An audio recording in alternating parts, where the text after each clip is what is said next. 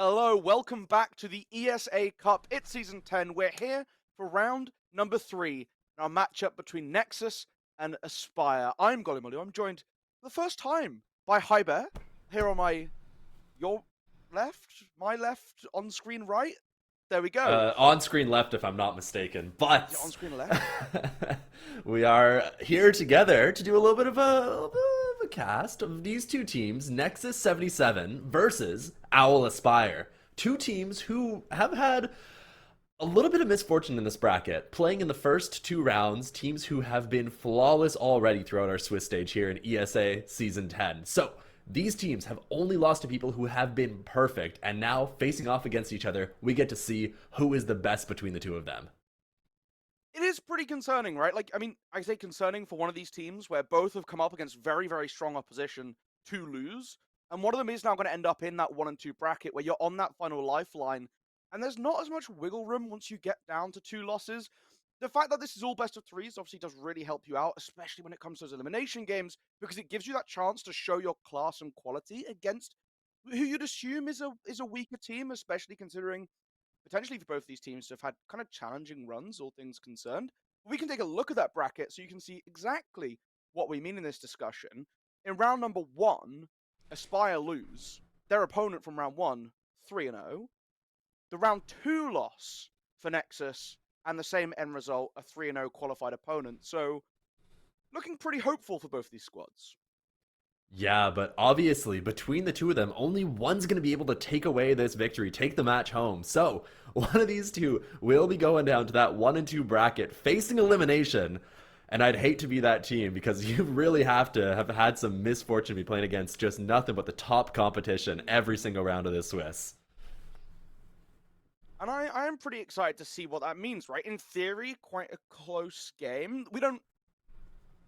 It's not quite how things always pan out, right? In theory, both these two teams had tough losses to good opponents, come against each other, pretty similar terms on paper, but there's always a chance for one team to really just step up on the day. And I think for both these teams, it is going to be so important just to make sure that they are calm, relaxed, they don't overthink things. You're in that one-on-one spot, it can feel like quite a big difference. So keeping control of your nerves, I bet. That's going to be really Yeah, important. absolutely. And just kind of making sure that you're going to places, going to maps that you're comfortable on. And speaking of which, I believe we have the map ban ready to go right here. So we can jump into that, take a look at those 3 maps that will be our stages for the day. First off, Bank, followed by Cafe, picked by Aspire, and then the Decider on Consulate. This is an interesting veto. I really love Bank. I think it's going to be really interesting to see as well, because it's a map that requires so much coordination between your squad with how open and wide it can be. But then you're going from that straight into Cafe, one of the smaller, most restrictive maps in the pool. And that's going to be a clear indication from both Nexus picking Bank and Aspire taking us to Cafe that they're going to have quite contrasting playstyles. And that's all going to come to a head on Consulate, which is kind of a happy middle ground, I think.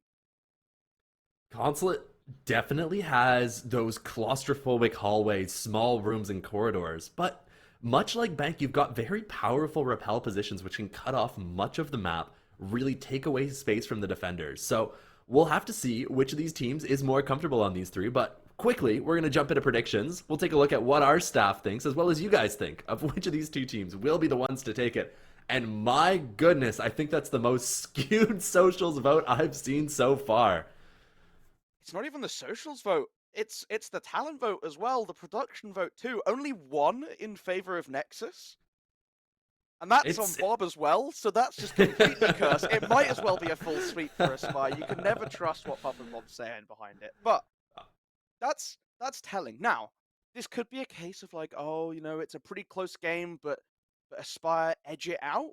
Is that the case here, or is this like a Aspire come in and get the job done? So I've seen Aspire play in one of the previous weeks. This will be my first time getting to watch Nexus77. I've heard good things about them, but I've only ever heard those good things from Puffo Bob. And again, as we've established, we do not trust Puffo Bob. So based on Not my a own source of experience wisdom and authority. the sorts of things that I've seen, I really do have a lot of confidence in Aspire. They brought along some really cool strategies in the matches they played previously, and I'm looking forward to seeing them come up with some new stuff on maps I've not seen them play before. I have to say, I do have to give Nexus some bonus points for not taking us to Cafe. Big respect. Aspire, that is a stain on your record because, as we all know, Cafe, it's a questionable map choice. It's a questionable map choice. I think we, get it.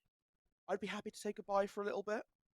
But Get it that out of being here. said, We don't need it anymore. we No we are longer we in the fellow scene. we fellow Cafe Oh, I'm haters. so over Ah, Cafe.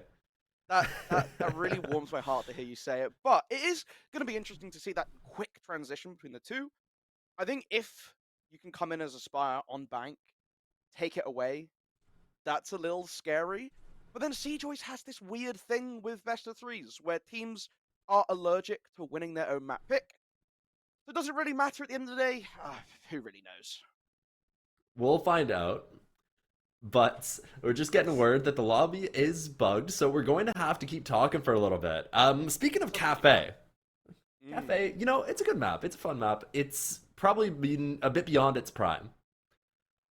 I'm curious to see how the repel changes coming in Siege X That'll be change cool. the fundamentals as to how that map is played, because it really messes with so many of the fundamentals of what you expect as a defender on that map in terms of audio cues when attackers are getting on and off the repels, in terms of how fast they can rotate between different windows. I really see that change actually coming in as a positive and kind of switching up the meta on that map, which may lead to me feeling a little bit more pleasantly towards it, because right now it just feels like Hell in a Cell window repel simulator with just getting on and off over and over again nonstop. Yeah, I was away during the CJ beta, so wasn't able to actually play any of it. So I'm assuming you can rappel around the sides of Cafe, right? Like, my one concern was that, like, on all the corners of the building, there's, like, the big Christmas tree stood up. And is that going to Mhm. obstruct, like, the grapple hook? But if you can just start running around, especially on those piano windows, right? Yeah. That's a big fault is, like, you commit to one of the windows, and they just go, sweet, I'll just move slightly to, like, backwards, and now you can't see me from piano rappel. You have to come off, Mhm. get on a new rappel, and then I'll just move somewhere else.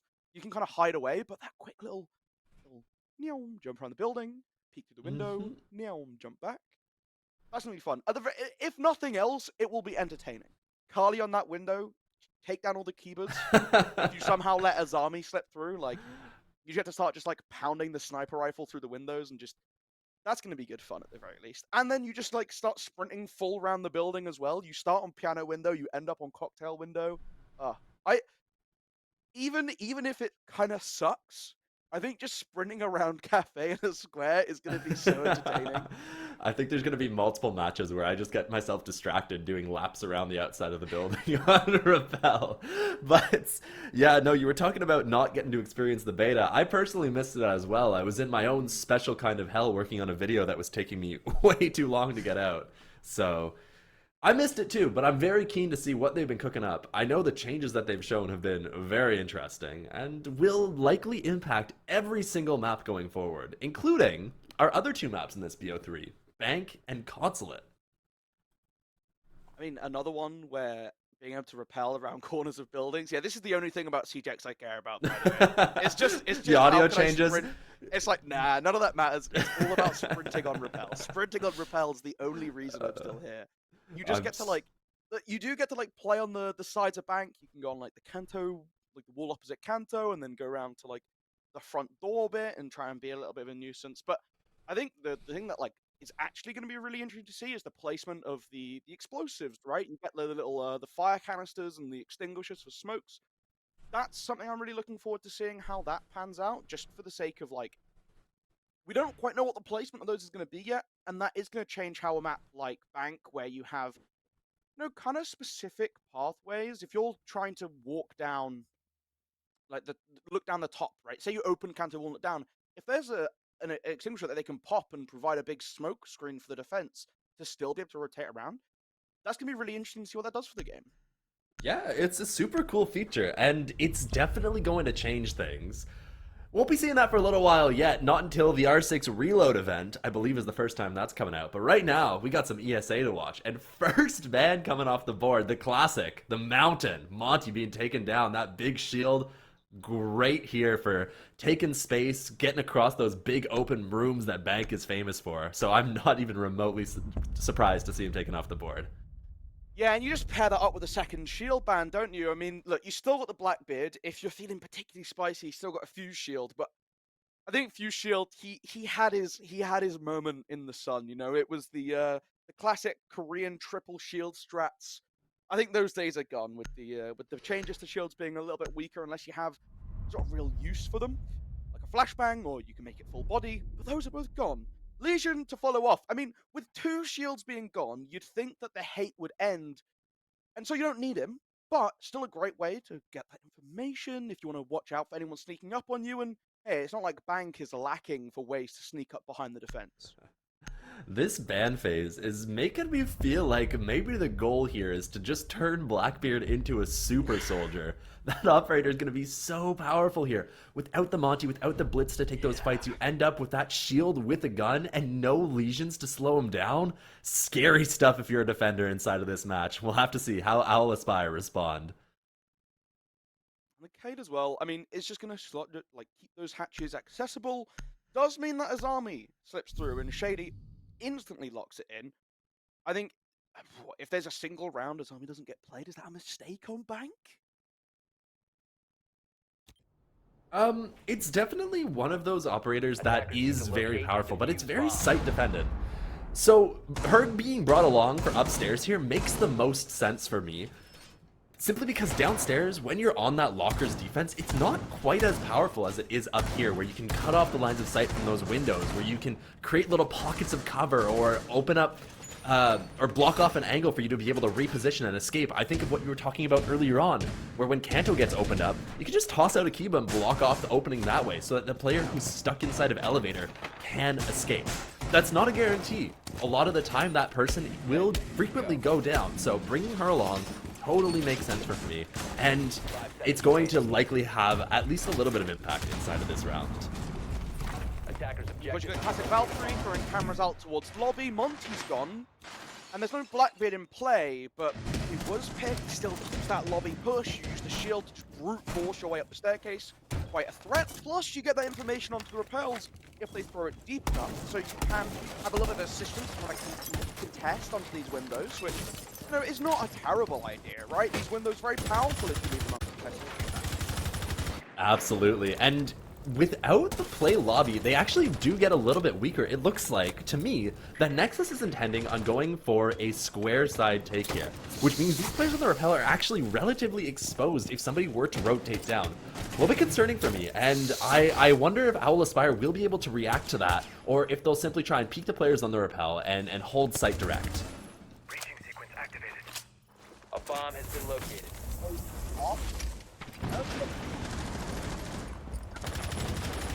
Themselves to that opening. Still firm control of stock. Frost's holding down the ground on that shield. We'll eventually have to try and come through, but again, with Frostmax underneath that they've already identified, quite hard to do. A lot of damage dealt onto the ground. Let's drop away down to square. Again, I think that is from the Frost contesting, but they catch out Goyo, and very quickly a second, as they're just getting a little bit overzealous on the defense, able to trade one back. Still advantage for Nexus, even if Brown is on basically 0 HP and brought back to even Stevens almost immediately. The quick flurry of trades on both directions. Casper managed to equalize a little bit of a re-aggression here out of Shady, finding some positions where they can re-aggress, where they can battle back those numbers advantage, but Nexus don't want to slow down. They're working their way into sight. They're fighting, and Carol is so low. Casper taken down. There's just one player left, and that'll be Shady up towards the second floor hallway, but the lurk is coming through. Shady could manage to catch someone here. These two attackers are isolated, and while he doesn't have a teammate who is alive, who has a gun up to be able to help him with these engagements, Casper can still ping positions, can still spot the player, spot the push coming up towards Spiral, and he will. Calm that to his teammate, and look at this. Shady spotting a player, repelling in the top square windows, taking a fight, but not managing to take down the player. And Brown has managed to work into sight. Might be aware of the Azami's position, but the fight, he's not ready for it. Forced to flick and doesn't hit the shot. Suddenly, look at this. Shady managing to get Casper up at the last second, and the 1v2 flips.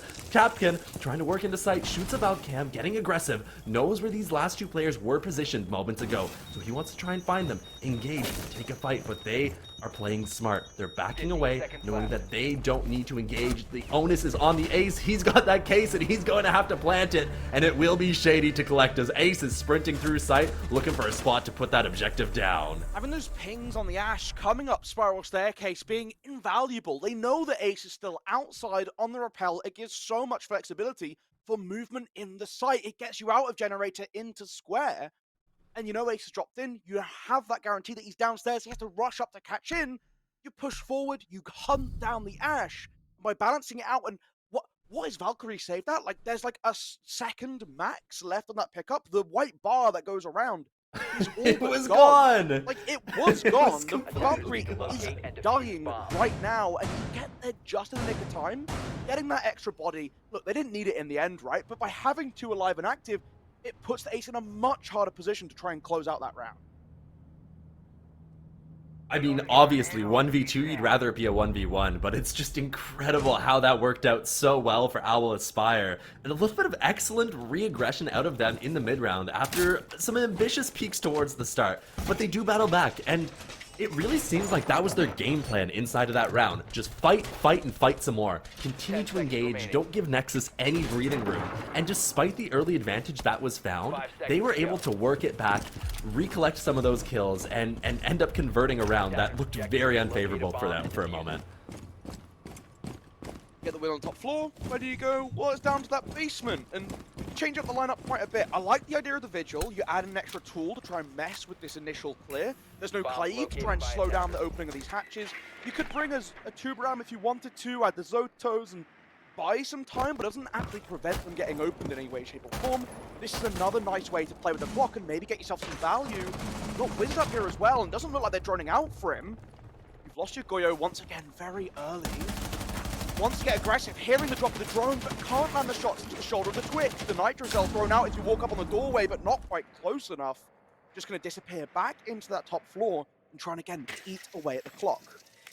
Look at this too, dangerous position out of Ishak, working up those blue stairs, a spot that the defense likely will not expect him, and if they try and fall back through square, they will be caught off guard. Also potential to be able to work into open, but deciding he would rather engage with the site, looking to try and clear out an Echo Drone, and he will. Brown working in towards Garage, I believe. No, Tellers upstairs, trying to get into the middle of the rest of this defensive setup, will be taken down as we see Ishak work in to try and support his teammate.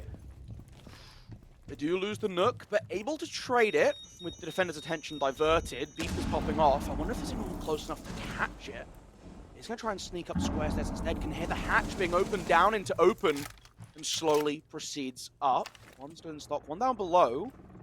Definitely get a lot of value if you can catch them. Maybe you should hear the second hard recharge that's been dropped down. They have information on the approach, moving the drone, but it's so far away. This is a window for Wizard to strike if he wants to get aggressive. But he's playing it slow. He's not overzealous. Hiding behind the soda machine. Will you spot the barrel? It looks like they have. They know he's here. You have to get aggressive. Caught on the pre-fire because of the asymmetric information.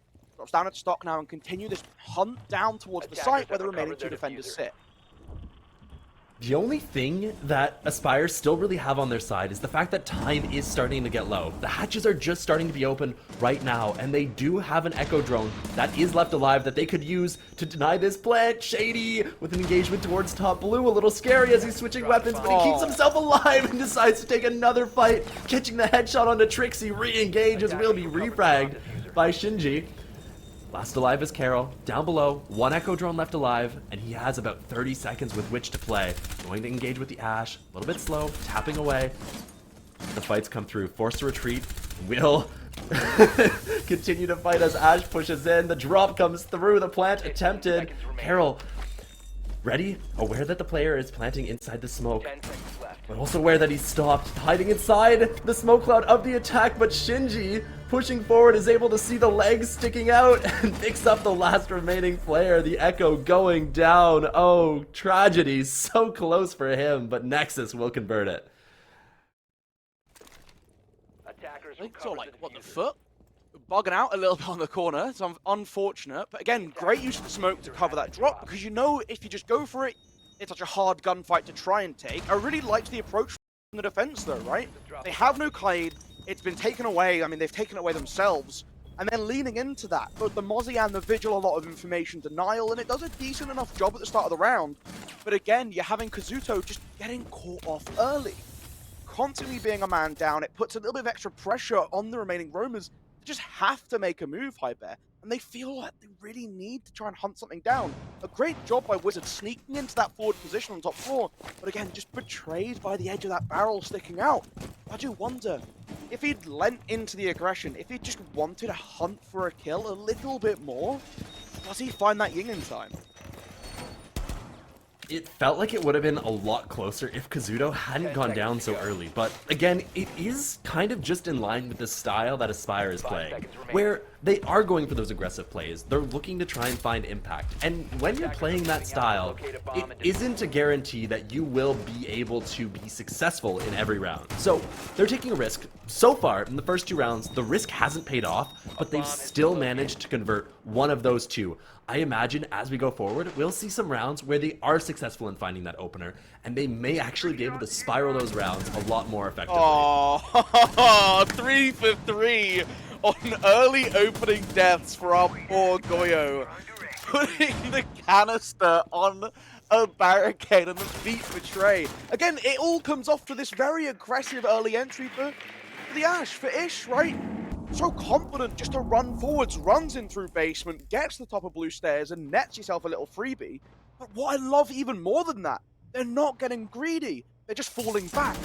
What now is, again, information coming through. Nexus, you're 2 kills up already this early into a round. That's 2 amazing kills off of little bits of information that all trickle down to the perfect execution. An excellent beginning to this roam clear for Nexus77, managing to find not just 1, but 2 of those roaming defenders. There is still 1 player upstairs, that being Wizard on the Mozzie. He's going to want to try and see if he can battle back at least 1 fight before falling off, but it's going to be tough because Nexus have the numbers to simply overwhelm him. Some Yings will come down and Wizard feels like he's forced to drop, but Ish has made his way all the way into the basement and he's holding through sight. Not 1, but 2, tapping away at the defenders, and oh no, suddenly just Wizard last alive. What has happened inside of this round? I'm sorry, that is a ridiculous little flick, 1 tap.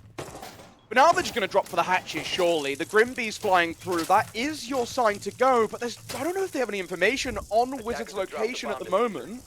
Which is something that I think you really want to have in that 1 versus 5. You want the guarantee. The Nitro Cell prepped on the wall, almost for a rotation. Maybe if they push the bottom main stairs, you see the drone dancing in the foreground, so they know what's going on. The smoke's coming through again to cover the drop and to cover the plant, and aggression into Vault. As what, it's a 4K on the round for Ish on the Ash. Just again, so confident, walking forwards, taking gunfights, and putting Aspire in the mud. He knows what the win condition is at that point. He's just got to find that last player and put him down. Excellent round out of Nexus. 2 early openers converted into 2 pickups as the site pushes about to come through. Yeah, that's disgusting. It's just so I've really liked the aggression that Nexus have been bringing along, kind of meeting this aggression with more aggression, working fast, finding gaps in the setup off of pre-placed drones that they set at the beginning of the round, and then being unafraid to engage with these roamers. They don't fear Owl Aspire even a little bit. You can see by the way that Ish is playing. He's taking fights, he knows he's better than these players, and he's winning them consistently because of that. Owl Aspire do have the chance to go back up to a site which they've won previously, but it was close, and we need to see better out of them if they want to have any chance at having more consistency within the half. It's unfortunate, right? They're just kind of getting run over a little bit. They have played the 2 rounds. They've done their time. The top floor's available again, so they can run it back. But again, this is another round that relied on that clutch. It was effectively a 1 versus 2, right? Valkyrie injured, Ash stuck in the middle of 2 attackers. And if Nexus had been able to link up a little bit better, if they'd used the fact they had still enough time to join up together, they could have tried to make something work rather than getting caught apart and inviting 2 1v1s for Shady. Oh man. Me. Oh, another come on, one. boys. Holy moly, what are we witnessing? 4 rounds in a row. An early opener going the way of Nexus77. Casper caught in the middle of main lobby. What is happening? It feels like these setups are just too slow. They don't have the time to put down all the util that they want to, and they're consequently getting punished over and over again. I just don't even know what to say at this point, right? Like, if it happens once, it's like, alright, we need to be more careful. It happens the second time, and you're like, guys, this is a little silly. 3 and 4, just lock in, bros. Like, there's really no reason that this should be happening so frequently, and this time you lose your dock, and again, if you want to try and hold onto Canto and peek aggressively, having that health regeneration is great. The site wall already opened on up, they have a full opening off of double Selma, but finally able to get something going for the defense with that injure onto Ish, this time picking up the Jackal. Not fully dead yet, and you can't get too aggressive because they're still holding you very carefully from these window repels whilst they get the pickup. Yeah, and Ish will be picked up. That's really big for Nexus77, not losing the advantage. Thought for a moment there that Owlspire had found a gap in the setup and were able to battle back, but not to be. They'll continue the round in a man disadvantage, and look at what they're doing. They're flipping the take. They've baited Owlspire into thinking the attack is coming top square side. The keepers are set up over that way. Everyone's looking in that direction, and it's opened up the opportunity for Trixie to simply walk up Spiral like this, tossing out the gridlock to prevent the players on Owlspire from retaking, re-engaging with the position. He's throwing that phone around while hacking the cameras. Now that they have that information, too much that they gain from it, right? There's a bulletproof in stock, not super helpful. Default cameras, a lot of them are going to be gone already, but at least you get to see what the defense sees. Doesn't matter if Ish is going to get caught out by the aggressive stance from Wizard. Default cam might have been up, but they definitely didn't check it. Now looking to go to the top of Marble, hunting for a second, but it's Kazuto finally gets their first kill. A quick trade as the long angle goes in favor of Frost, but Doki to make it a 2-3. On very low HP and wants to aggress forward, knows that the Goyo's on the staircase and vaults over the banister, but gets killed by the barbed wire at the bottom. A 1 versus 2 for Shinji. Going through beepers, gives away the position, doesn't know there's one in the channel to rotate, pulls out the smoke at just the wrong second, but hits the floor to stay alive, walks on forwards, hugging the bomb chassis. Malusi begs for life, goes down, but traded out by Shady, who gets there in the nick of time to ensure that the round goes in defensive favor. And twice on the top floor, Aspire have been able to hold on, but just winning one bomb site isn't enough. On one hand, I liked what I saw out of Nexus, flipping the take like that and going for the spot where the defenders weren't. But at the same time, it kind of felt like it happened a little too late in the round. And as it came down to it, they didn't have the time to be able to set up their utility correctly in order to deny these positions being played by the defense. We see a really nice shot here out of Wizard, managing to pick up that player on the windows outside. An excellent little headshot out of him. And then the barbed wire to be able to take out the Dokumi as she vaults over the banister. It was by no means a guarantee, but Nexus do manage to do just enough to get it over the line. But my goodness, wasn't that one close? I thought for a second that it was definitely going the other way. The what if the barbed wire hadn't been at the bottom there, by the way, as well. So, I mean, like, you get to play out a 2 versus 2. Like, it doesn't matter if the Dokumi's already low by that point.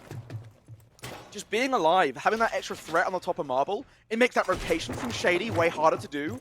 Shinji can still play aggressively inside of sight. 10 seconds to go. So that... Some would argue slightly too far forward placement of the barbed wire, right? A lot of people would place it on that platform, but it ends up being a masterstroke. Ends up working out perfectly. You gotta wonder if they planned for that. Oh, for sure, yeah. You're sat there in VOD review and you're like, guys, hear me out. What if someone vaults the railing? Like, okay, yeah, let's put double barbed wire there just in case. What if just in case he's 1 HP? Ooh, early engagement once again. It looks like finally Aspire have gotten wise to what Ish just keeps on doing round after round. Player ready, holding that dirt tunnel walk, so Ish's early entry is denied this time. Owlspire finally breaking the curse that they've seen round after round and giving themselves the first advantage in the opener that we've seen. It might be a trade going the other way, but I appreciate that both teams are still very much on board with the 30 seconds, there must be someone dead. If we get 30 seconds into the round and all 10 players are alive, we're doing something wrong. Another untraded opening kill. This time, like you mentioned, Aspire finally get that leg up, and on a basement defense, surely this is the start that they need to eventually win one. A Nitro Cell being thrown out quite aggressively by Wizard. But what's going on the staircase? But he's already down! Dokkaebi moving just slightly too quick. Just Time for a dancing wake-up past the call. Mozzie sightline. And that's a really unfortunate play. I mean, Owl Aspire did get themselves the opener, and when you have the opener inside of Siege, you don't need to re-aggress as much as when you're down numbers. You simply want to keep yourself alive so you can play those crossfires, play your advantage in the late round, or if you do want to aggress, you should at least be making sure that you're doing it with a teammate so that you have support so the trade can come through if you don't win that initial fight. I don't like that out of Wizard. I would have much rather if he had just given up the space, and consequently, Nexus are able to equalize, which makes this execute considerably easier for them. Takes away again Wizard, who has been this constant roaming threat. No longer have to worry about it. Full reign of this middle floor now. If he disappeared into lobby or hidden intelligence or something, still a threat. Moving that yokai, now that it's been compromised by the Dokkaebi, so at least it watches that entrance to Garant and doesn't give too much back in response. Grimby's flying on down, but Dokkaebi takes a lot of damage and has to back away. Smokes and now Candela's added to the mix to enable this drop even more efficiently. An F-Nat to blind them, but it doesn't matter if there's smoke everywhere anyway. And there's nothing yet coming out to try and disrupt the plant. The yokai hitting its target through the smoke, but they move, they relocate, but you're dropped to 1 HP. Has to eventually keep on moving. Fire going off inside of sight as well, but it's not in the right location. Eventually, Shady able to get into a forward spot, is traded off, but takes 2 before going down. And Carol, the Bearing Knight behind the shield, gets dropped on by Shinji, but it's not going to matter. Again, you have Casper ready for the trade, watching down Brown Corridor. They finally win this basement. It's off the back of that opening pick, and at the end, just a chaotic clusterfuck of an execute. A clusterfuck indeed. I think that my biggest problem with what was going on with Owl Aspire round after round is their lineup is tailored to being a stall lineup, denying plant when the drop comes through. So when they were over fighting upstairs, it just felt like they were throwing away their chance at winning the round late with the utility that they brought along. Like we saw in that round, it's so easy when you've got the tools to be able to deny that plant. The Goyo canisters, the Echo drones, all working in tandem to make sure that that bomb couldn't go down. I mean, I think that they were trying to plant for like a solid 30 seconds before even the first death came through. But you can't plant if you're Nexus because there's just so much utility on site. There's nowhere that's safe for that bomb to go down.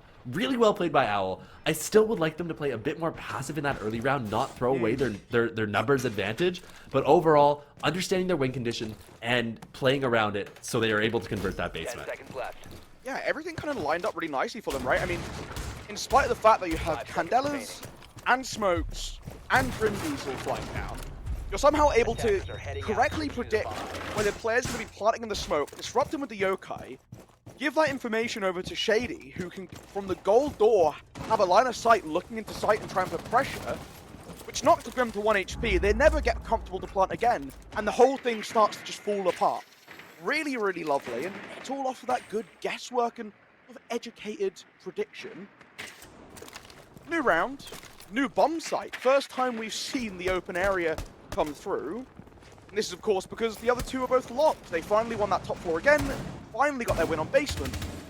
Wizard, not on the Mozzie this time, swapping over to the Vigil, doing a little bit of drone hunting. Those drones are hard to hit, man. Especially on a controller. It's just, they're such small targets that it really does mess with your crosshair placement. Wizard finally managing to pick it up, but the dope call will come through to reveal the Vigil's position. Engagement coming through though. Shady there for help, swinging the stock windows, picking up tricks. Going to continue to fight, popping up from behind the little desk and managing to take the player down as the repel comes through, and suddenly all the bodies are falling the way of Aspire. My goodness, a minute in, and all of a sudden it turns into a 5v2. Couple sprays up towards Shady, does get the kill on the second peak on the other side of the pillar. I was just thinking about this as well, like, that drone speed boost must be so broken, you know? Like, how are you... It's already hard enough to hit a drone with a controller anyway, and now it's moving at like 1,000,000 miles per hour. Wizard, hiding inside a CEO. I don't think he's been spotted out here. His flashbang's going in through stock, but... There's no frost here anymore, it's just the Vigil. Peeks through the hole, lovely shot to take down the Twitch. The second, close by, jumping into stock now, but information well known. Shot out on the verticality with the holds. Careful, Vigil, but you win out the gunfight anyway. The pre-swing coming through, expect them to be down low. That's just, again, a wonderful little pre-fire. I think the thing I'm picking up with Wizard is that he's one of those players that you can never get to stop. He's just go, go, go, go, go. Always fighting, always engaging, and some rounds he's gonna get multi-fragged like we saw just now, and other rounds he'll just be punished immediately. And sometimes that's just a trade-off that as a team you're willing to make. If the player is good enough, if they consistently enough are able to find their frags, you'll take that trade-off. And inside of this round, that's absolutely a trade-off that Aspire will want to take. Mostly coming off the back of a Wizard picking up 3 frags in the late round, shutting down Nexus's entry towards top square. And we do see them, despite a very rocky start, manage to convert the half in their favor. What's also really funny, right? You talk about Wizard being someone who has to constantly be on the move. The one round we saw him let go of the controller, right? We saw him stay still. He's hiding on vending, and he just gets free fired on the corner, and he goes, "Look, guys, I've learned my lesson here. Must always hold W. Always be moving forwards." And yeah, like will you say, never catch me not swinging again. 10 seconds to insertion. and they started winning, so maybe it's a recipe for success, right? I do think that like being able to come back from that is a really big mental thing to have been able to overcome, right? You get that win on the basement, but on the middle floor as well, and again, it's often leaning into the fact that they can be aggressive, and you're coming onto the attack of Bank, another map that as the attacker, you get a lot of open space to run into. So you look at someone like Wizard, now rocking the F2 as well, a great gun if you can control that somewhat wild recoil. If you get that under control, you're going to do a lot of damage just by, again, walking at the defense. It's really busted on console too. Like, Yeah, it doesn't have nearly as much recoil as on PC. So that F2, that is like your quintessential entry gun. And Wizard playing that, ooh, I'd be nervous if I was on Nexus77. We will see the attack start a little bit slower than Nexus did on their attacking half. Everybody's still outside the building as we approach this minute mark. But some Jackal tracks coming through, revealing a few player positions as the dope calls come out to be able to play audio. I think a leg spotted over towards Teller's, one player likely revealed, but we will not see Owl be able to capitalize as they continue their slow push forward. Trying to fight on the vertical, takes a lot of damage, and it's the impact grenade. You gotta catch him, and he does. Still playing on this middle floor as well. I like the discipline, not wanting to drop off just yet. Because look, I can sit here and try and shoot a couple drones, maybe buy a bit more time. I've got plenty of allies around me as well. And now the attack, again, you've lost an asset, you lost the Dokkaebi, no more logic bombs to come through, but you still got the Jackal ping, and immediately sending that onto Shinji. That's the Vigil, still running on the middle floor, wants to try and look for a vertical, but it's on the other side of that wall, knows what's safe and what's not. Kazuto taken down by Ish getting aggressive at just the right time, using that ping on the Vigil as a bait to catch out your opponent. Some excellent little team play there between the Vigil and the Goyo, understanding that the Jackal's concerned, or the player walking downstairs is concerned with the ping, the position that has been revealed. So you can simply play off of your teammate, understanding that they've got info on someone else, they're not going to be focused on you, and they're able to collect the pick just based on that. Oh my goodness, look at Trixie just sitting upstairs inside of open, the rest of his team falling off, but they may not be aware that he's still here. Guns will remain trained on the entries, at least for now, but if he's quiet enough, if he doesn't make any noise, he could well survive, but no, spotted by the Twitch drone, sneaking in, a slight reposition, looking for a fight, and he'll find it! Carol going down, Trixie through the prone angle, making it a little tricky for them, and the advantage just continues to spiral, only 20 seconds remain. Mine active and ready. Setting up an FNAT as well at the back of the room. He's going to walk into it soon. It's on the staircase behind. The red ping's coming through, but he's given up hunting for tricks in here. He doesn't know what they do. Able to pinch him from inside a cafe as well. Finally take him down, but you've got 7 seconds left on the clock, and you've got to go downstairs. To say it's doomed, I think, is an understatement. Chapkin takes down Wizard, walking downstairs. You get injured.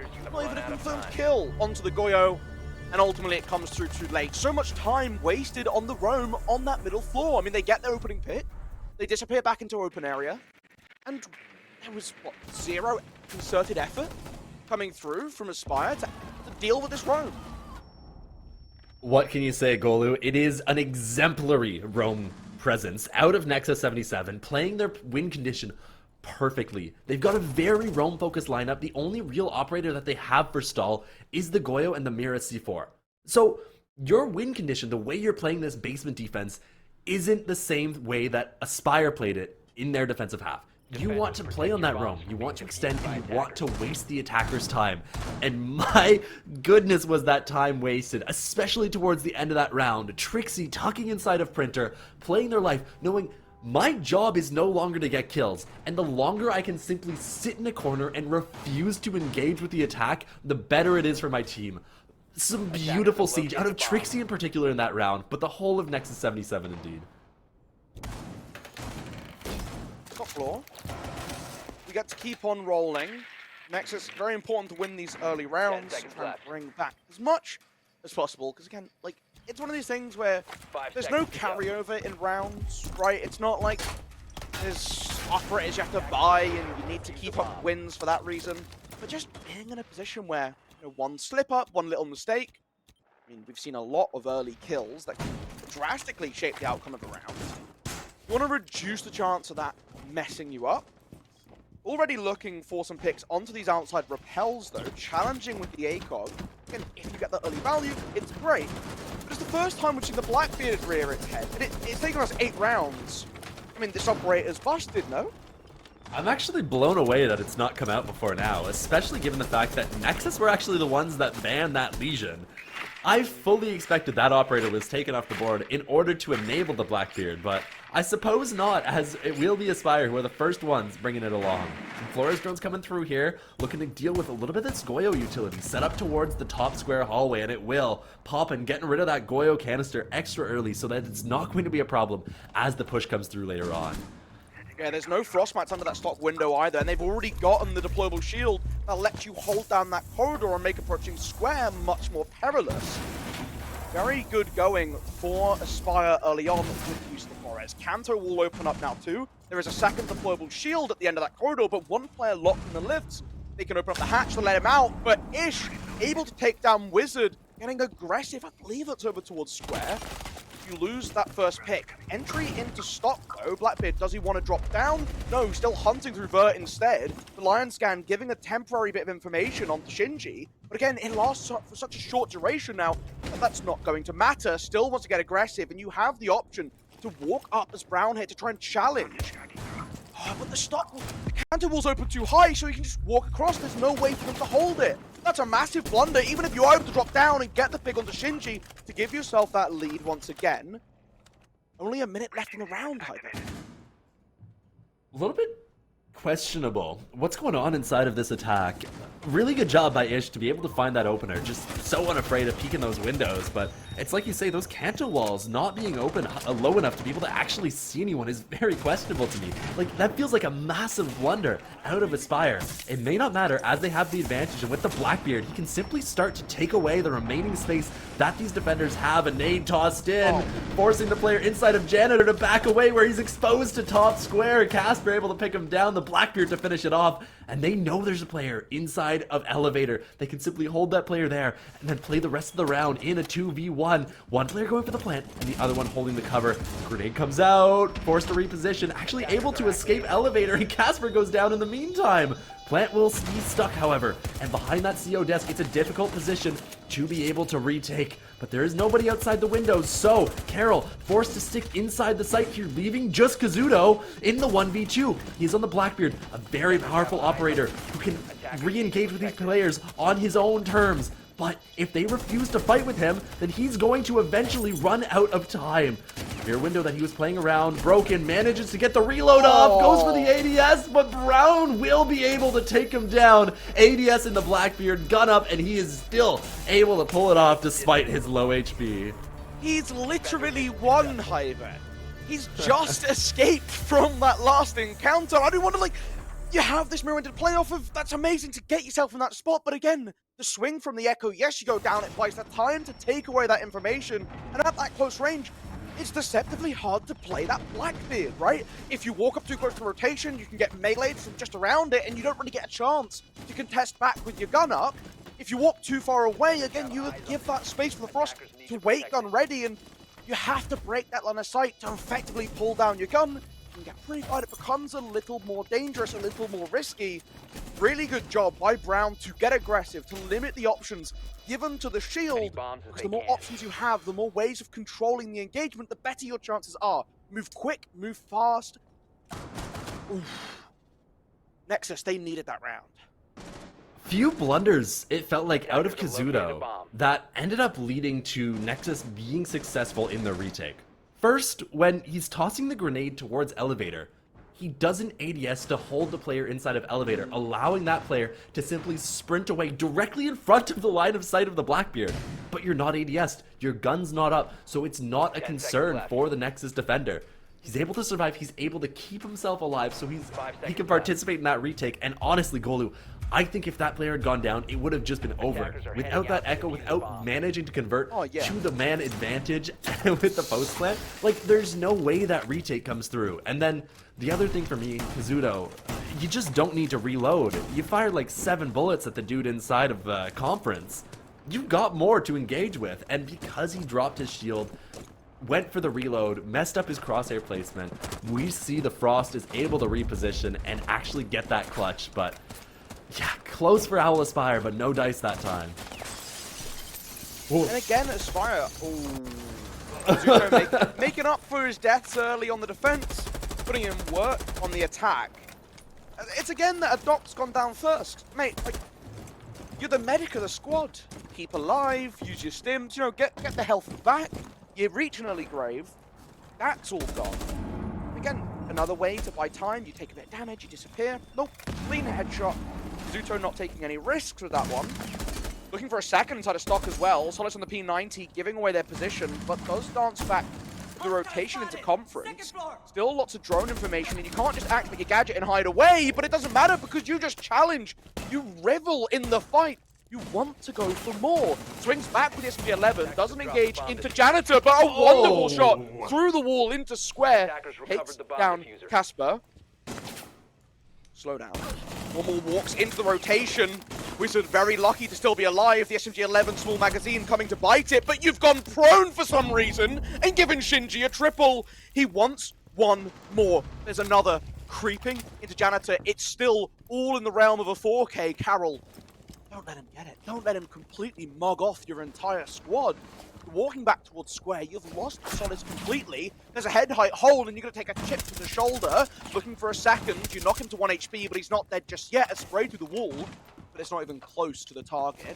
Solace still hiding away up top. You can engage him in a 1 versus 1, and he's such low HP, but you think he's on the left. He's secretly on the right. He goes floor to the ground, but no. You shoot him through the sofa. There's another close by, though, High Bear. Creeping up. Now, Carol's got time to work with here, but it is starting to get low, and his HP is just so far down. 1 bullet will be enough to finish him off, and surely one of these 3 defenders will be able to do that last tiny little bit of damage, be it from a bullet, be it from barbed wire, be it from a smoke babe. And it feels to me like Carol is simply looking to try and bait a little bit, you know, pad his stats, get himself a little closer to an even scoreline, not wanting to take too much heat later on when his teammates are doing the post game. Then toss out a flashbang, look to engage in the hallway, still unable to find a soul. Brown simply playing the space over towards Janny. Will take the fight eventually. With just 4 seconds on the board, there's very little that Carol's going to be able to do. Don't go down to the barbed wire again. And Nexus will convert the round. Golu! I don't know what happened upstairs, but I could have sworn that Wizard played for Owl, but really felt to me like there was a Wizard working on the defense here. Yeah, I think that's a check the PayPal after the game. Like, guys, make it look convincing. All right, I'll just wriggle around on the floor a little bit here. Yeah, I mean, it's a nice try, right? You go prone in the rotate, you expect him to repeat. He's never going to imagine that you do something that goofy, and maybe you catch him off, but instead you look a little bit foolish. I do like the, you know, just attempt to try and get as many of these picks up on the top floor, but again, Aspire are really struggling with this clock. The first 2 rounds, they have quite a lot of space to play with, and they're very bad at making up their mind in what they want to do. They can't push in together to try and hunt down some of these roamers, and they end up in a situation where it's like 4v4, 3v3, somewhere in that ballpark, with a minute left on the clock, and nothing open towards the bomb site. In that round, Nexus went, oh, well, what if we just, like, run at you from the moment you enter the building and just murder you all? And of course, when Shinji's just vibing like that, when he's floating, as you North Americans would say, you just got to 10 allow seconds it. left. The big thing for me in that round is 5 seconds Aspire found themselves an opener. Remember, that all began with a Doc just exposing himself to the square skylight and immediately going down. That was... Apologies. Who was it? Who was the player? It was the Solus, but... Shinji was the Solace, I think. Was Shinji? Yeah, that It was was Shinji. Ish on the dot. Right, yeah. That was Shinji with some heroics. I mean, And as I say that, well, there's the no war point in pact taking any time continues, to... right? Yeah. There's no point in taking any time to talk about the previous round, when the next round has already begun. Casper trying to get aggressive, doing his best Ish impression, sprinting in through Dirt Tunnel and immediately getting taken down.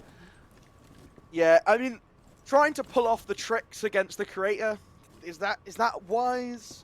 He's stood right on that doorway in the dirt, just with SMG ready. He's like, guys, someone's gonna do it. Someone's gonna do it. Someone's gonna do it. Ooh. Making some vert, takes Shady down to 1 HP. And I want to be like, oh, is that an educated guess? Is he trying? I reckon he's just opening up some vert in case he's like able to just get a cheeky angle on someone that doesn't expect it. Sending in a shock drone, immediately shot to pieces. But you can try and set up a pinch here. The hatch is closed down into server, so that could cause you a problem, but you've now got the flashbangs coming through as well. Want to open up server hatch, but Nexus playing very disciplined. They're all going to fall back to site. Well, look at what's happened. The round started with an immediate engagement, falling the way of Nexus. They have the advantage, and look at their lineup. This is not the same lineup we saw the last time that Nexus were playing this site. This one tooled entirely towards stall, delay, stopping a plant from going down, and when you have the numbers, you see Nexus immediately fall off, doing the opposite of what we saw Aspire do in the same circumstance. I really like what I'm seeing here. The Goyo canisters will be popped, but still, you've got tons of tools to be able to deny this plant. Taking down the first mirror window. They have a second layer set up as well. Still 3 toxic babes, still a nitro cell, still all the Shamikas, and they've set up the long angle so that Chapkin can come back. That's why it's so important for them to push into garage at the same time. They're still prepped on the hatches, no presence currently inside a server, so it's going to be a drop, right? They want to smoke and drop deep. The Grim Beast flying through to try and give them as much information as possible when they commit to this execute. Brava walked up behind the ambulance, is going to try and contest onto Tachanka now and gets a kill, makes it 2 so quickly. Wizard once again coming in massively as he gets a triple, peppering shots in on the long angle. Brown finally able to deal with him, but they're flooding into the bomb site, and Ish has had to walk forwards to try and stop the plant. He's used all the toxic babes and it's still not been enough. Hibana committing to the plant while Kazuto runs in deep, cuts off the cross. Aspire finally beat the timer. They beat their own internal demons and they get an attacking round win at such a pivotal moment in this game. I didn't think for a second that that round was going the way of Aspire. Unbelievable play out of the Brava, managing to find 3 walking up that garage ramp. And it looked for so long like Nexus were aware it was a threat. The Tachanka sitting in garage watching that lurk, but there just wasn't info that the Brava had pushed up. And as the execute comes through, we do see the Tachanka turn his attention elsewhere, turning his back on the one biggest threat, Casper, working up that garage ramp and managing to kick up the entire defense. Oh my Nexus, the position looked so good.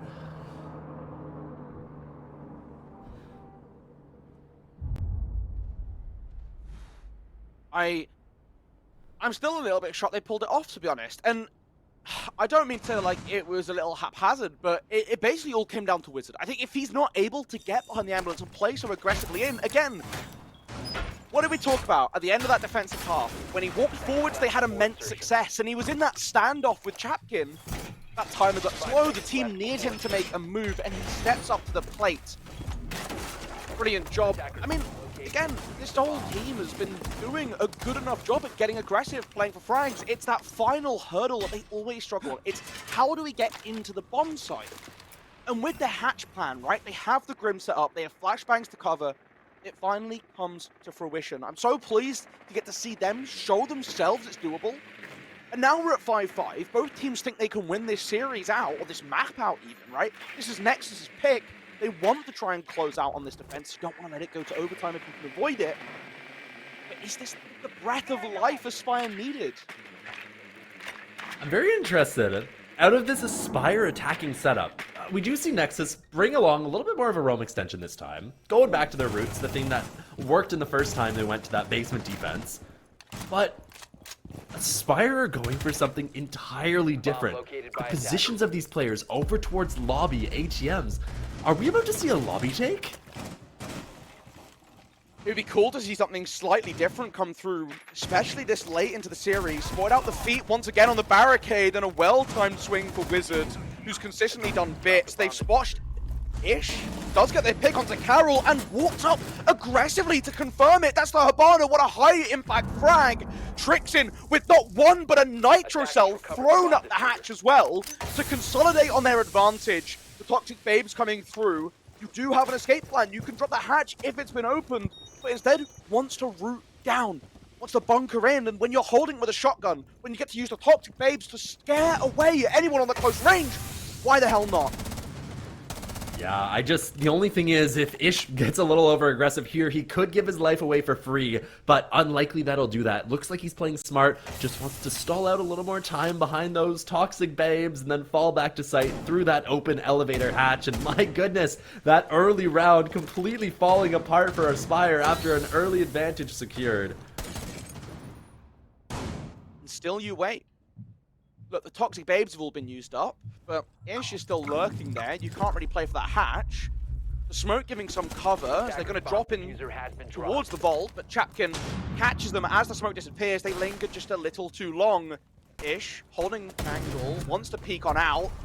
Oh my. Might have taken a little bit of damage, a bullet to the shoulder, but hit them in the head straight away afterwards. You don't really care. You're not that fast, because they're dead. I mean, those are some flawless jiggles out of Ishak there. I mean, when you're that good, when you're feeling confident on the SMG, what can you do other than peek, right? And we do see him manage to collect. This kind of blew me away. Wizard managing to find that kill, swing it through the barricade onto the Vigil no less. Brown not using his cloak for seemingly no reason whatsoever and pivot himself up as the opener, but Ish so good, and then Tricks from down below being unafraid to peek the hatch, then tossing a C4 up for the follow-up. Nexus secure the match point, so they just need one more round to be able to convert their map pick before we go into Cafe for map 2. I always just think, like, how bold do you have to be like, yeah, I just knocked the Habana, let me go confirm this. Like, full, like, no fear, completely doubting in the ability of Aspire to cover their fallen teammate. And, hey, look, if that Habana stays up, the amount of options that Nexus, Aspire, have, right? They can continue to play for these hatches, they can play a little bit more holistically, everything just suddenly became about this lobby hatch, and there was nothing else that was ever really an option for them. Nexus now have one more round to close out. They want to see it through in regulation, and it's back to the top floor. They were able to do it before. It might have been off the back of some fortunate timings, but also some well-timed aggression against that Blackbeard. We need to see if Aspire can make that final adjustment. I think the big thing that I've been seeing out of Aspire is that in so many rounds, it feels like if their plan A doesn't work, there isn't a plan B. So think of that previous round, for example, where they managed to find themselves the opener, and then they're confronted with there being a couple more players than they expected over towards lobby side, and everything just kind of falls apart. Another round starting early. We do see a Nexus player going down. That'll be Brown through the lobby windows. A nice shot from Shady, deep in through sight to be able to collect that before sending out Nash Charge to get rid of that mirror at top banana. Late deployment of the shield means it's going to avoid the first those Rotero drones. I'm not sure if it was picked up in response to the drone coming into stock, because it looked like the drone was hunting Echo down. Wanted to try and maybe get a little bit of cheeky damage onto him. Defense still reconstructing a little bit. Now they're aware of a little more pressure coming in towards lobby, but having had that mirror window popped open, quite compromising at the same time. Aggression here, out of Shinji. just trying his luck over towards top square. They're in a disadvantage, so they do want to reaggress when the opportunity presents itself. And now that Aspire has made their way into top square, there is a bit of potential if he does manage to train his crosshair in the right direction. Seemingly for now, thinking better of it, not wanting to give his life away for free, and the time is starting to tick down, so Owl Aspire could start getting into some trouble here. They're still facing this mirror window closet, they still don't really have that much open, and it isn't obvious what their next step needs to be. Hidden away in the back of stock. A couple of shots coming through, pings onto him as well, as Valk injured out, will be finished off. And if they are able to trade, get their first kill for the defense, things still looking realistically quite good for Aspire, but there's only 45 seconds left on the clock. And look at these players down below. We see both Kazuto and Casper on the first floor. That's not where the bomb site is, boys. We gotta go. There's not nearly as much time as you might need. Oh, he's thrown under the window, though. Kazuto trying to get in through the window, rushing things just a little too much, and the Blackbeard goes down. Not the end of the world. You've still got a couple of players left. And Carol making it a little bit easier as he manages to find Trixie, turning this into a 1v3 for Shinji. Shinji aggressing onto the ace, but he will not find it. Carol there to pick him up, swinging through those head holes, not giving that Warden a chance to reposition. And we will see Aspire manage to hold on and force overtime. I just am shocked at the boldness to sit underneath stock window that late in the round. Like, we're talking 35 seconds to see the replay here. Why would you expect someone to be here at this time of the round? You're like, we got to start moving, boys. There's only 30 seconds. Oh, he's underneath. At least they're able to trade it out, right? And Chapkin doing a great job sort of watching over the rest of his team. I mean, this is a beautiful shot as well. Just try and close things out and a well-timed aggression. I did wonder, you know, if Warden wins out the fight on the ace, the diffuser dropped on square, teammate coming in from stock. You can bunker down, you can try and hide that round and see it through, but they're able to close it out, and Chapkin not going to falter. It's always important to have your backline players be really capable of stepping up in the important moments. Get those frags when your team needs them most, and that's exactly what they've been able to do. Feels like if Trixie stays alive, instead of engaging there, then that's a completely different round, right? I mean, there's so little time on the board. Your Spearhead, your Blackbeard has just gone down. But Trixie goes for a little pre-fire and finds themselves punished despite how unlikely that engagement was to end with him going down. Sometimes that's the difference that there is inside of a round of Siege. A little headshot through a wall from 30 meters away is sometimes all it takes, and we will see the overtime because of it. Trixie likely to be kicking himself after that play, but he'll have a chance for redemption as we get into this OT. And Nexus get to start on the defense as well. The side that has clearly shown itself to be the advantage, getting aggressive with the shotgun now, walking on out. But Ish, it's levels upon levels here, there, right? Last time around, Ish was ready at the door. He gets the peek. This time he runs right up to it, baits a shin, but then waits patiently. It's Ish's turn to make the move. It's Ish's turn to get caught out. Able to take away the mirror window inside of sight as well, and wants to hunt for that second frag and gets it. Brown peeking into the pre-fire. Aspire is starting to run away with this round as he looks for yet another pick. Shinji takes a whole lot of damage from the gun. The Vulcan popped on his body as well, forces him even further back. If you can get this wall open up, they're looking to set for a really comfy post plant. The smoke is gone. It leaves, what, a Nitro and a Yokai? This is really not looking good for Nexus inside this round. So many Goyo canisters popped, just the C4 of the mirror to deny the plant. The Goyo going down. Wizard unafraid to fight the site, knowing their advantage is so overwhelming. They can afford to drop a few bodies as they push their way through. Chapkin looking to reposition a Yokai drone, will likely be able to deny a plant or two, but he won't need to if Trixie is going to continue to redeem himself with a Nitro tossed in towards site, picking up 2 attackers and equalizing the round. Gets rid of all the Sen's lasers as well, so suddenly massive lines of sight opened for the defense.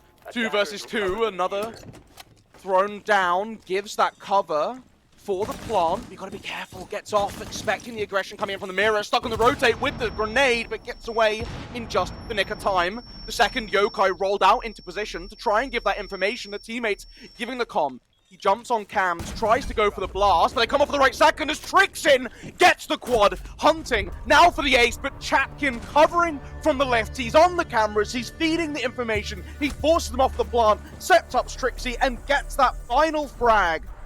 Nexus, they come back from a 2 versus 4, Hyber. That round was closed. It was a done deal. The Nitro Cell saving the day, putting them back on match point for the second time. Do you remember at the start of that round how I was talking about the fact that Trixie sold a little bit towards the end of that that match point round that his team had? That he peaked out when he maybe shouldn't have and ended up being punished for it, but he still had the chance to redeem himself in OT? I feel for a moment like I might have manifested it. Apologies to any Aspire fans out there. This is a reverse curse, right? But my goodness, Trixie going nuclear inside of that round, picking up 4 for himself and turning an unwinnable situation into his team's favor. The caster boon. Let's start the new caster boons, alright? I'm done with curses. That's old news. We've left that in 2024. It's the year of the boon. I don't even know what is the year. Is it year of the dragon now? I think. I'd have to look. I know that the New Year happened a little while ago, but yeah, New Year back in January. I think it was the. I don't even know when it was this year. the year of the dragon. No, And defuse a bomb. Was that last year? This the year of year. the dragon. Wednesday, January 29th. I can't figure this out. I think next year will be the year of the snake. I think I was born Oh, this in year is the year of the snake. We are the year of the snake. Ah. So, I was born in the Golu. year of the snake. Born in the year of the snake. Been a snake your whole life. Whoa. This guy, am I right? Okay, that was whoa. I thought we were friends, and here we were, getting on so well. It's one of those technicalities where it's like, I'm January the 2nd, but the New Year was like the 8th that year. Gollum into a snake? No, Nanos! No! That's what you get for showing up to our casting call 5 minutes after you were supposed to, getting distracted by an online card game. Get into this round, though. Possibly the most important round of the game. Could be the one that we see Nexus taking it over the line. Starting off a bit slow here. Looking to get in towards top square. But a bit of hard breach coming out. Able to successfully open some walls and able to successfully open the body count as well. Shinji managing to find Wizard, who's been just oh so good for Aspire throughout this series. Another engagement coming through. Shinji already forward inside of stock, holding onto the angle, and it'll be presented with a third as Casper jumping up onto the table, chasing a refrag.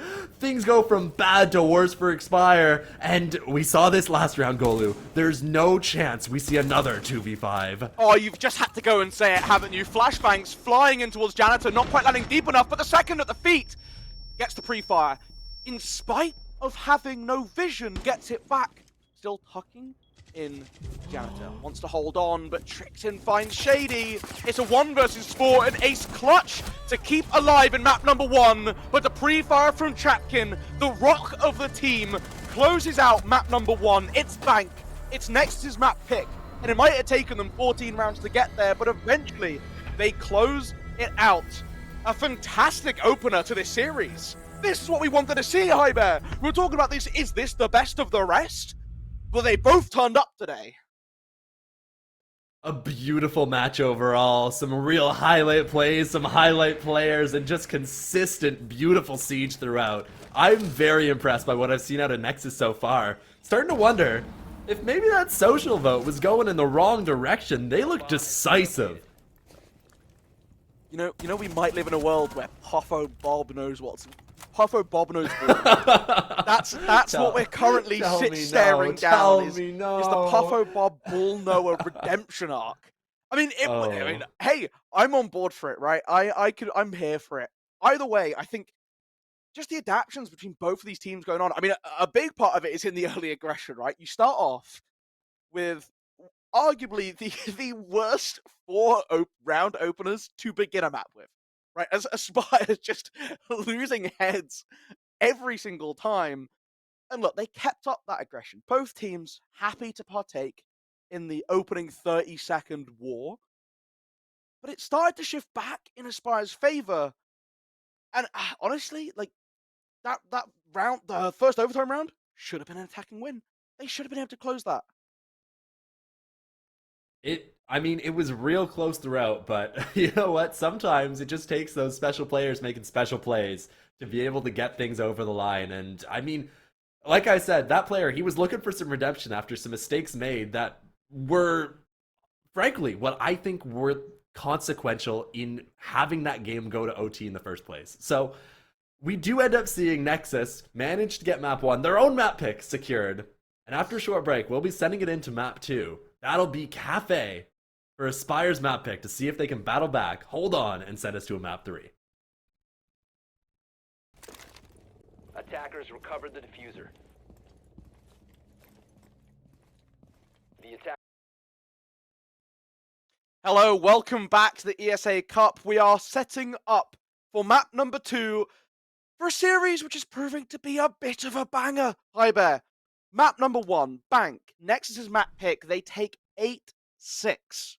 A 2 versus 4 clutch to get themselves to that overtime match point, consolidate with a Shinji masterclass, jumping into stock window on the Twitch for a triple. There's been all sorts of crazy highlights so far, and we've still got maybe 2 more maps. It's coming in. It's been non-stop throughout. I was just blown away. So many players going nuclear in so many of those rounds. It's been really impressive to see, and you know what? I'm here for it. I love me some exciting plays. I love me some exciting rounds. And as we get ready for Consulate, I'm looking forward to seeing some more. Yeah, I'm looking forward to this, right? I would so desperately love to see that Consulate. Do you know what? I'm a big Consulate enjoyer. I just love how the map plays. I don't love how teams always sit on CEO Repel and try and jump in with the Maru, but I'll get to that gripe if it becomes relevant today. I won't go on a long tangent, boring everyone with my complaints on how teams play attacking rounds. Well, at least on Consulate. Depends how they play here on Cafe. You know, I can't promise that there won't be a little bit of shade thrown if we see some funky business, but Nexus, they get to start on the defense, and Cafe, that feels like quite an advantage. As we come into our map veto, last time, the Blackbeard was left open, and you speculated, and very reasonably so, that the Legion ban taken from Nexus implies that they want to run the Blackbeard. This time, they've cut it away. They didn't touch it. Aspire used it to pretty decent effect, all things considered. I give it a little bit of thought after we talked about it kind of halfway through that last game. And I think the Legion ban, and in fact, was to enable the rapid aggressive plays out of the Ash of Ishak. Just so unafraid to take space, super aggressive, super assertive, and not wanting to be slowed down by those goo mines. So, in hindsight, it makes a bit more sense, especially seeing how those players played. Oh, for sure. But I was still very surprised to see the Blackbeard wasn't brought along, because it's just such a powerful operator. Obviously, Aspire did bring it for a couple of rounds in the second half, but still not as much as I would have expected. Another shield off the table. Does mean the Monty is open this time. But Blackbeard and Blitz are the more aggressive of those shield operators, and we've seen these teams. There's no sanctity for the first minute of the round, right? There's no, let's do a little bit of this, let's use our util, let's remove some shields, or maybe we'll use Twitch to take out some default cameras. It's like, nope, straight in the building for a gunfight. And if you get to do that, but have a shield that can either stun, or like we did get to see on Bank, right? Where you just run in and you stare them down, and then you ADS, and you do little head wiggles so that you can't be caught out. It's pretty broken. I'm not going to lie. It's pretty unfair to play against. I remember a little bit of a game that you and I both watched earlier this week from the OS qualifier matches for the Challenger Series, where there was one player, I can't remember the team, that was playing Blitz on border and just kept sprinting inside on the Blitz, gun up the entire time and picking up kill after kill after kill. Unbelievable play. We will not see that brought along this time, obviously, with the Blitz taken down. Cafe... Sorry, please. Go ahead. No, go ahead. I was like, do you know a fun little behind-the-scenes lore on that one? That map was my lunch break map. so I went to make lunch, and I came 10 back seconds with left. like this wonderful sandwich ready to eat. I had a sandwich, a cup of tea, I was all 5 set, seconds left before and I walked insertion. back, and Dai's like, cool, we're going to desk now. Good job you're back in time. And I'm like, what do you mean? It's like, yeah, the game's like ending. And it was the last kill on a 7-0. And I was like, all right, guys, like, we really need a break or like a tech pause or something because I'm hungry. But I had my lunch before the cast today, so I'm not, we don't have to worry about that. We get to play a nice, clean little set of games. And Cave, pretty interesting to see immediately. Azami not banned, but also not brought here in round 1.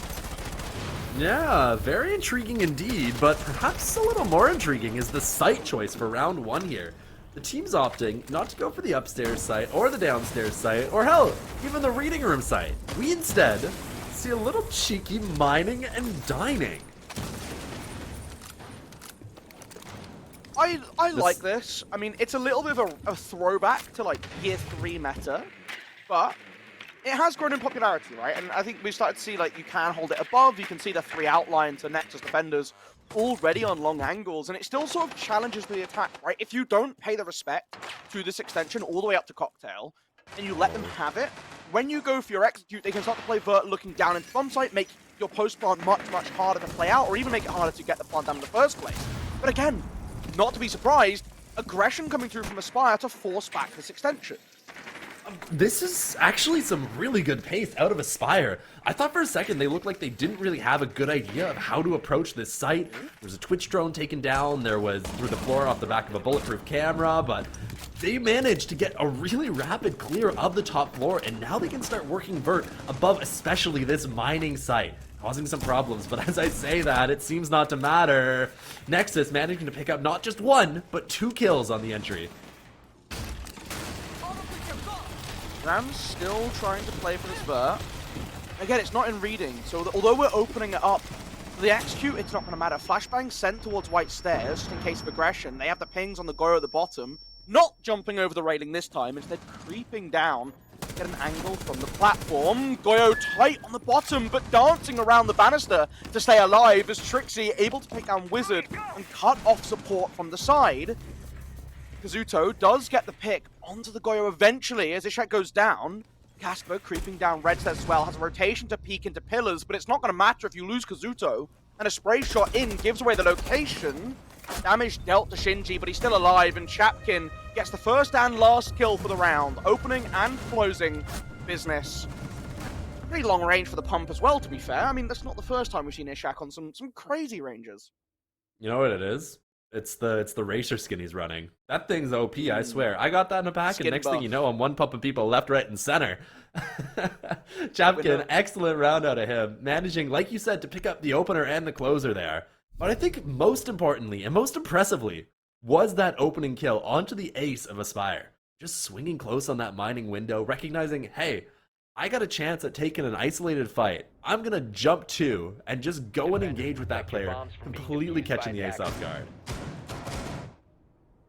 What other skins Bomb give you located power? by Okay, attackers. elephant skin? Make you better or worse? Worse, 10 times. I don't even know You why the reckon thing's in the elephant game. skin They makes should you have removed worse? it. I'm mean, a... Sorry, no, go. It looks a little rough. I'm an enjoyer of If the you catch, elephant if you catch my skin drift. paired with plasma pink attachments. It looks horrendously bad. I think that you should lose your ability to speak. But can you imagine for a moment, 10 dream seconds with me, remaining. if you will. Imagine dying to Wait, Dream is at your house? 5 yeah, seconds Dream left. sat right next. Like the pro player? Like the pro player Dream. He's whispering sweet nothings in my ear as I drift off to sleep. Like the should have been MVP at 6 Invitational 2025?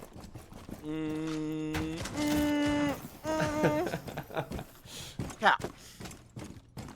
Great player, don't Like- get me wrong. I'm astonished that he is still not on a team. Blah, blah, blah, blah, blah. I don't know what, there's some masterclass, there's some sort of conspiracy in NA to hate on this guy, but Hello. Kazuto's in, they're planting, Kazuto's covering from inside a prep, has a double kill, the plant's gone down, they've withdrawn everyone, all 5 attackers still alive, they get to play a post plant, they've just let them walk into sight.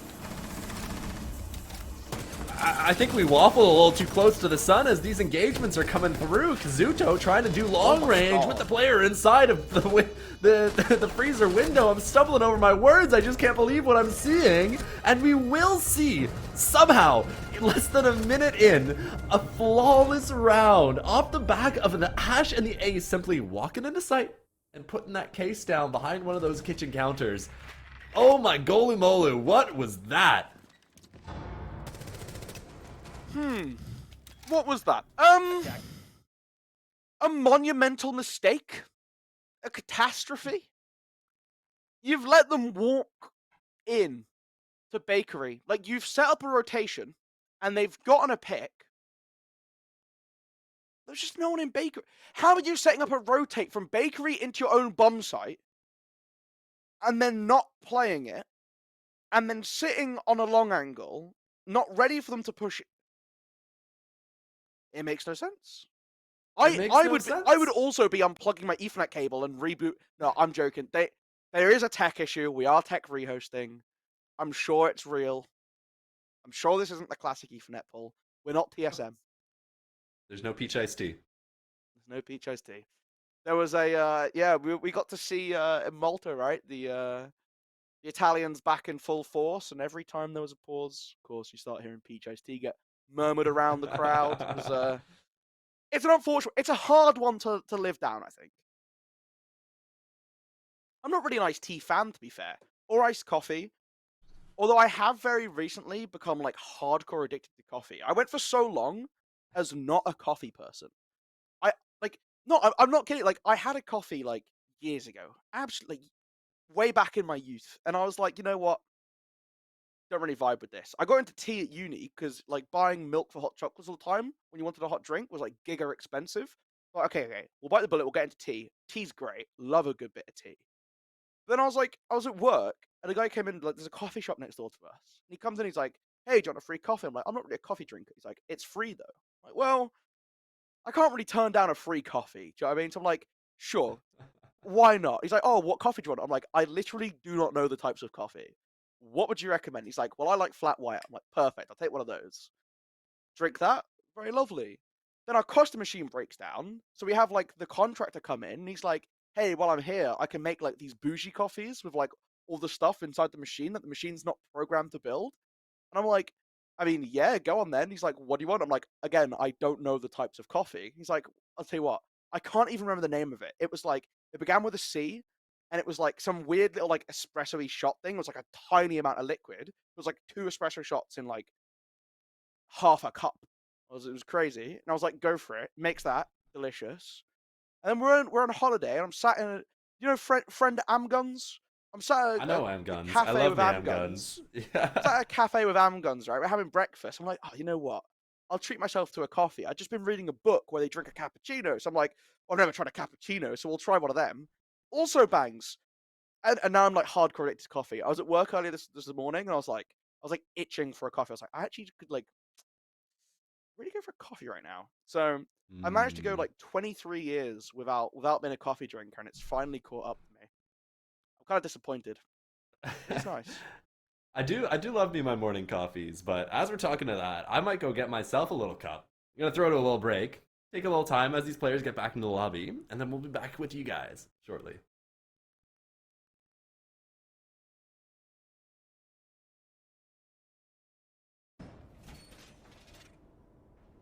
And we are back. Apologies for the delay, but we are finally returned to the snowy located by Cafe attacker. Dostoyevsky. It's back down to the basement for Nexus after a speed run, a bit of domination coming through from the attack with a quick fake push, and this time they didn't even want to leave a rotate. They've decided to fully close it up.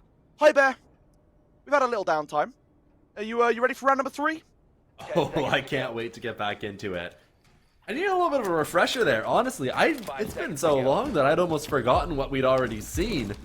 But this previous round, we did see Owl Aspire with an aggressive little play in towards Bakery and through there to Kitchen Service.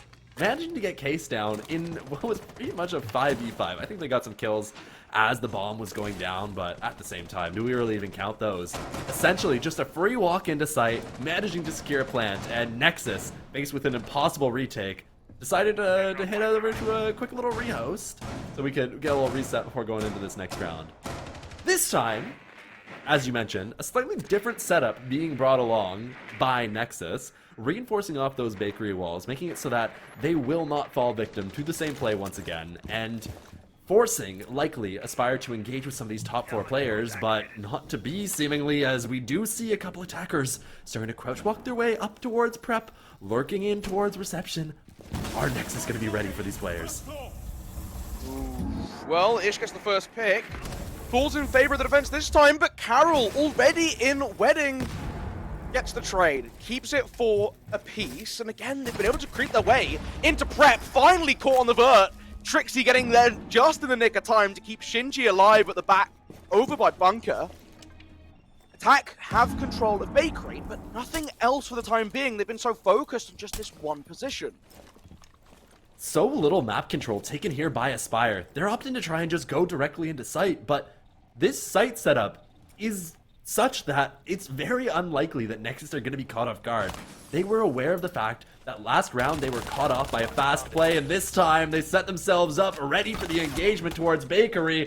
Brown Kids looking to re-engage, looking to try and find himself another fight, but Shady forced to give up, not wanting to give his life away for free. Still peeking in towards site. We can see the silhouette. Prone playing actively now around the bottom of red stairs, and Brown keeps the ball rolling. Shinji watching from the head height to the bottom of the very same staircase. Peppers in. Ends out the round, and this time a much better execution on the hold that they wanted to pull off, right? They had that upstairs control. They were able to use that verticality to take down the Twitch, who pushed in very aggressively into prep. You didn't lose that early control. You didn't let them steamroll into sight, and their setup paid off. Like you said, very little control. They didn't have anything going for them outside of Bakery. Full control of the entirety of the map given to Nexus. They coasted. That's kind of 2 rounds in a row that feel like really nothing rounds. Like, I don't want to insult the attack out of Owl Aspire, because they did manage to secure a round off of just walking in through Bakery. But you can't have thought that was going to work again, right? Like, you need to do a little bit more. Sure, the gap was there the first time you attacked that site, but Nexus have proven themselves to be a more than competent team. And they make adaptations. They reinforce those walls, they close things down, they're sitting on their vert holes, they're ready for if you just go for that sort of very minimalistic direct take. I'm a little confused why Aspire decided to go for that again, especially when the gap was so clearly not there with all of the reinforcements and the extension up above. I mean, it's such a classic here on Cafe, right? You take the timer, and you trade 40 seconds for getting on the roof. It's just how you play the map. Instead, they run in and get stuck immediately. And again, we're seeing another kind of similar setup here for Nexus, where they're prioritizing above the bomb site. It's not a return to train and mining, but Cat's just gonna run in. Kazuto, you snuck through. You're in the middle of the bomb site, and again, the defense has absolutely no clue. A ping comes onto mute, and you've been shot in the back. 2 rounds now, where Owl Aspire have just been given free space. The smoke lost for a moment, but gets just in the nick of time. Barrel ready into the face of the attacker in the midst of their defense. Now get to retake that space. Another drone coming through pillars to try and relay some information to the rest of the team. But again, it's all in on the Ash play. The rest of the team still on the roof for Owl Aspire. So you're a minute in, you've traded off a pick, but now there's nothing else going for you, and that time feels a little wasted. Kazuto, an excellent opener, but seemingly overplaying his hand. A little dangerous here for Wizard, but he manages to get off his drone just in time and picking up Ishak. And now look at this, there's another player inside the bomb site, and suddenly no more shotguns inside that site to be able to take down the player. Another engagement in towards bottom red. Carol just barely managing to escape with his life. A couple whiff shots out of Trixie, but he will manage to collect with the shotgun as another player. The Twitch of Wizard going down inside the bomb site, refragging all the space that they'd taken, now taken back, wrested back by Nexus. You make that mistake once, right? You have a player go down and immediately lose all progress in the round. You can't be allowed to make it twice. Diffuser dropped inside of mining as well. That's the racer buff on the shotgun coming back to bite them once again. What are you going to do? You've still got plenty of Rotero drones, but look at the health of that Bravo. Already down to, what, 15 HP if we're being generous? Drives the Rotero drone, not going to commit it to explode just yet, but that should still be able to get the hatch while you rotate and look for another angle of attack. Only 3 defenders to find. A 2 versus 3 is completely winnable. And it's gone too deep. You haven't got that hatch open. There's much less pressure on Trixie now, who can feel free to maneuver quite safely inside of mining. Feels like the last 2 attackers are just kind of grasping at straws here. They had such a dominant position inside of this round, but overplaying their hand, giving their lives away for free, and well, Casper will manage to collect 1. It's traded back by the defense, and he's stuck in the 1v2. All Trixie and Shinji need to do is hold their positions a little further back and refuse to engage with this player. If the Flores sneaks into sight, he'll be able to get himself into a position to plant, but unlikely to be able to stick, as these players can simply retake up above, use the vert, be able to deny the angle onto that diffuser plant. But oh, the case goes down and some whiff shots. Casper does manage to pick up 1, but Shinji through the floor, ready with that DMR, does manage to collect it. Got scary for just a moment, but more than able, Shinji is going to be able to, with lots of time, get on this defuse, get it down after a little bit of BM onto his teammate. And it will be Nexus securing a 3rd round. Trust there just to know you can run at Flores as quickly as you need to. You have Shinji above, should be able to find him on the verticality, and if you can just keep him distracted, keep him in this position, try and push that 2 versus 1 advantage. But again, we need to see Aspire if they're going to be given this. Look at this. Just gets from the back. They have absolutely no clue and dealt with by the smoke. But again, I mean, this was a wonderful shot from Wizard. I mean, there's no other way of putting it. Look how quickly he just locks onto that doorway and beams in on it. And again, no follow-up from the rest of the team, Highbay. If you get these openings, you get a massive window. You have to take advantage of it. Everyone else should be looking to put as much pressure as quickly as possible to capitalize on the immense amount of space they're gaining. They're 2 spread apart. They're away from the rest of the squad. Felt really bad to me watching the Aspire players get punished despite taking full control of site, not once but twice. And I'm just sitting there questioning what's going on. You guys have so much control. You've won the round. Having a player inside of sight like that, having the entirety of the defense locked on that top floor, if you can keep yourself alive, you got it. You just need to keep alive a little bit longer, keep yourself away from the lines of sight being played by the defense, refuse to engage with them as they attempt that retake. And you know what? It's actually not even that bad if you are forced to give up that space. Even if your teammates don't come to help, you can leave. You don't need to stay and fight. You don't need to overplay your hand. And it really just felt like Aspire saw the gap and got a little too invested in the gap and end up suffering because of it. 3-1, good start for Nexus, right? You think back to how the first map played out. It was Aspire starting on the defenses, they had a bit of a stumble, giving up attacking rounds, they brought it back to that 4-2, but this is much more commanding for the defense. Aspire do get their pick though. Champion, someone who's been so far pretty good at avoiding taking early deaths, right? Being that rock, that anchor for the rest of the squad. Caught out through the windows. Casper culling past the white corridor, takes a couple spray shots in, gets rewarded with a beauty. And another opener going the way of Aspire. They've been much better for this inside this map than they were on Bank. Obviously, those first couple of rounds really not favoring them on the previous map.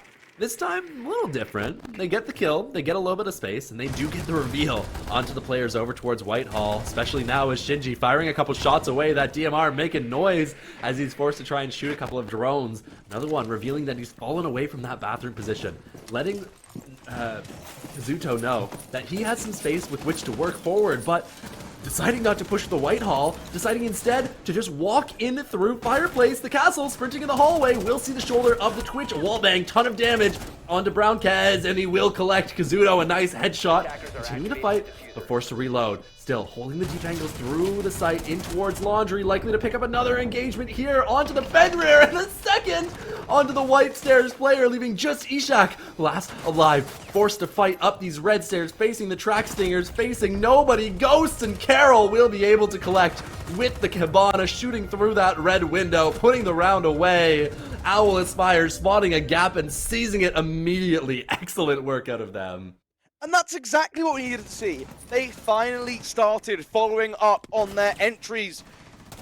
Kazuto inside the building, going for gunfights, takes down Castle, buys that space. Habana's already basically done with the plan. A perfect change-up. It is a little bit more all-in on being able to pull off this rush, right? So you're basically leaning on the fact that you had this opening last round. Can we find it again? And when they won on Bakery, it was adjusted for. Nexus made a change-up, but there's that confidence you get when you win a round. When you crush a rush so passionately, so well, right? You deal with the threat and you box out the attack. You don't feel like there was a hole that you needed to plug up, but obviously there was. We could see that there was, and they got a bit fortunate in how that last round transpired. They come back in round 5, they push in more aggressively, they commit 3 players to that push into mining and train, and they're rewarded with it with another round win. 3-2. This is a massive round for Aspire now. Very important for them to get this one. They really want to be able to get this to a 3-3 half, making it as close as possible as they get into their defensive side. Cafe is their map pick, and they need to win Cafe if they want to survive to this third map, if they want to be able to put this one away.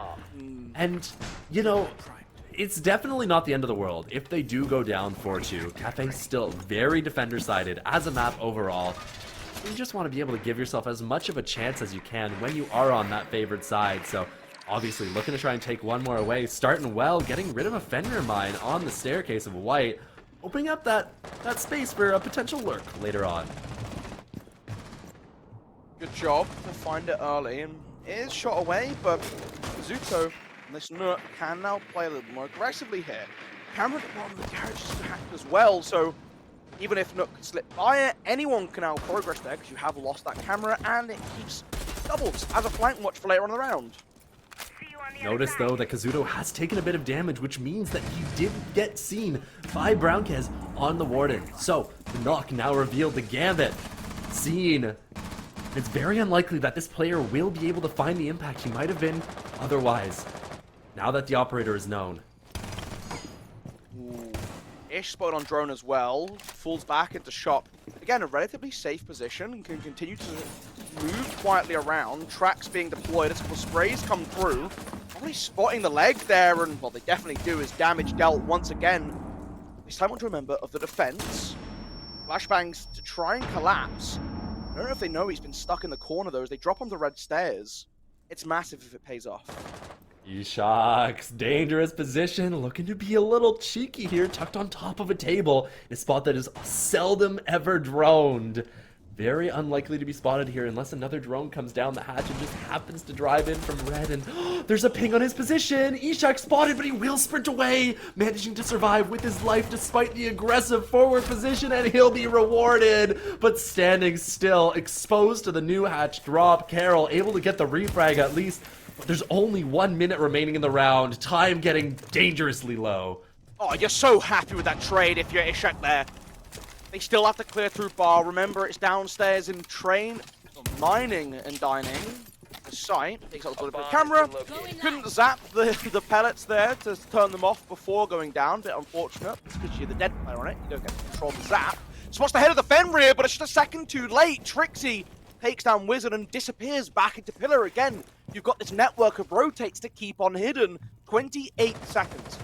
The attack to march down the staircase. They've opened the mining window, but there's a Vulcan on it. So now that's 20 seconds that you can't walk in. There's only 19 on the clock. The window's out of play for the rest of the round if you don't want to lose your HP. A nade rolled down red to protect from a flank from below. There's no one there, we can see that, but they're still fighting the ghosts. Carroll, in spite of the blind, does win out that opening engagement. One more tuck behind the mining machine, catches him, swaps to the shotgun, looking for the range, buff, gets one, and the timer runs out before the second can run in to try and collapse on the Mew and recover the case and plant it down. The time working against Spire in the most devastating round we've seen yet. It was a problem for them on Bank. Nexus, masterfully, I mean, it's all back down to Ishak, really. I'd say Nexus. It's this one Goyo proving ever elusive. Ever elusive, and then when it is finally found, he's found by putting a bullet in your teammate's head. The knock going down, trading both time and bodies is Ishak. Excellent play out of him, understanding the space, the information that his opponents were dealing with, the fact that they didn't have drones on his position, that he could afford to be aggressive, a little cheeky in the face of those flashbangs, and he finds so much impact, a huge part of why his team were able to convert that round. Compare it to last time as well, right? We saw how quickly Aspire were able to push through that site. It was the first round of this map.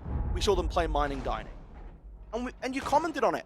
Well, they've just walked up bar and forced all the defenders out of cocktail. This time it's a complete opposite story. They barely get in the building. They're stood on the roof for 2 minutes, finding it. And then they just trade anyway. Masterful work from ESA, who's been, left before insertion. I mean, pretty solid, right? All series long. 5 seconds to insertion. Good half for Nexus. I think they're very happy to walk away with that before too. Yeah, especially on their opponent's map pick. It's not bad at all, and now, if they can just manage to pull off even 2 attacks, they set themselves up to be able to hit at the very least overtime. And let's be real here, Golu. I don't really think that 3 attacks is out of the cards for this Nexus team. They looked excellent on their attacks on Bank. I wouldn't be at all surprised to see it continue. I think it is very doable. My concern is if you go to that overtime, it will be Aspire getting to start on the defense. Their map pick, and I doubt they chose attack for overtime start, right? Like that would be ludicrous to me. You'd imagine they wouldn't. A little bit of an Azami setup over towards this top floor. Carroll finding himself the opener. Interestingly, we didn't really see a whole lot of Azami on Nexus' defensive half, though I suppose they never really went to this top floor. Oh, Wizard playing perfectly around the Kiba, managing to pick up Bijak, trying to hold the deep angle through Piano. Faced with the Monty inside of CS, but without the guns to support him, that Monty loses so much of his bite. Managed to walk into a smoke and try and get the plant down. Diffuser has to come off because the Nitro Cell's kicked off a Gold Vulcan as well. Getting aggressive inside a Piano, but cut off from the window, just plummeting yourself down the skylight as well, but it still gives that advantage to the defense, and when you fall in a frost mat, you have to pick yourself back up. Vulcans buying a little bit of time, but still a minute and a half. Plenty to work with. Look at the HP. Look at the space that these 2 players have with which to play. Both tucked in behind the J-Desk. Nowhere else they feel safe to stand. Shinji dropped down to 1 HP. Same with the Monty, just because of that frost mat. And at that point, it doesn't matter if you're a moving mountain. A single bullet to the shoulder will be enough to collect. We do see Chapkin go down. Shinji forced to clutch, but making so much noise, limping because of his foot in the bear trap. It'll be an easy pickup for Owl Aspire. It's a shot to the toe then, taking the Monty down, because he's still concerned with players in the back of Piano. I think at that point in the round, right? If you've had the frost map pop off inside a shop, I think you just have to go, look, if someone has been patient through all of that, prone in the back of Piano, and they haven't just picked up for a very easy 2-piece while we're both looking the wrong way, or one of us is inactive getting out of the mat, then fair play. But you've got to be looking at where you know they're going to be shooting at you from. I don't think it ultimately matters too much. A 2v3 when you're both at 1 HP. I want to use a Monty. I wouldn't call that a favored situation. Located by attackers. Quite far from a favored situation, I think, to be completely honest. I mean, you don't say. But that round, I mean, it doesn't come down to that last play. No. The difference there isn't Monty choosing to check back Piano instead of facing towards Freezer. It's you're losing bodies before the entry even begins. It's the fact that Aspire is able to peek the windows, peek the skylight, pick up a kill apiece in both those positions, and then suddenly you're in a 5v3. You feel forced to do something, you try and go for a plant inside sight, but there's so many guns trained on the entry points, and it's just never gonna work. Nexus need to have a better start to their round if they want their mid-round and their late round to be even remotely successful. You can't just be dropping bodies early on. Yeah, when you have something like a Twitch, right, you can find those Vulcan canisters earlier. You got to be looking for that utility. I mean, we saw them do it with Flores, right? They were so good on Bank. Like, getting Flores, the Rotero drones in, taking down Vulcans, taking down deployable shields, weakening the defensive positions, and that would give space to Shinji, to Ishak, to jump forward and take gunfights. I want to see more of that from them. We'll get the chance for a couple more attempts, starting in this round here. Slow entry so far. out of Nexus77, looking to take their time, do some decent droning. But notably, we're already 45 seconds in, and the first player's feet have just hit the ground inside the map, that being the Monty of Chapkin, spotting a player over towards Pixel, but, you know, Casper slowly just gonna try and make his way away. White window's not open, able to easily get out. Follow-up coming through, but Brown, he's not there in time. Casper's gonna slip away. Nitro thrown up. Nothing connecting on the end of it. We're trying to get aggressive again. Stacked up with Bandit, so now can get a decent bit of damage. And again, he's looking away with reading pressure too. Someone needs to come help this guy out. Instead, he's going to get volleyed with impact. He's been stuck in a 1 versus 3. I don't know how we're letting Chapkin get isolated. Do trade one back onto Wizard, but I don't think that's really enough. No help for the Monty of Chapkin, just slowly being chipped away at by 6 different impact grenades. It felt like just non-stop explosions going off at his feet. There's a chance here for Nexus to be able to get another pick, and he will. Brown through the floor, some info on the Vigil, able to collect onto that player. Curious that his gadget was not turned on and that the reveal came through. Maybe just not aware of the drones on his position. But we will see an advantage fall in the favor of the attack. Though, with the low time, this might be okay for Owl Aspire. And I like having Kazuto playing aggressive here, right? Tries to shoot out any drones and bait that space for Bandit, right? He's now disappeared. They're not going to expect Casper, and he nets a freebie onto the ace. Selmas are down, but Diffuser dropped under the defender's control.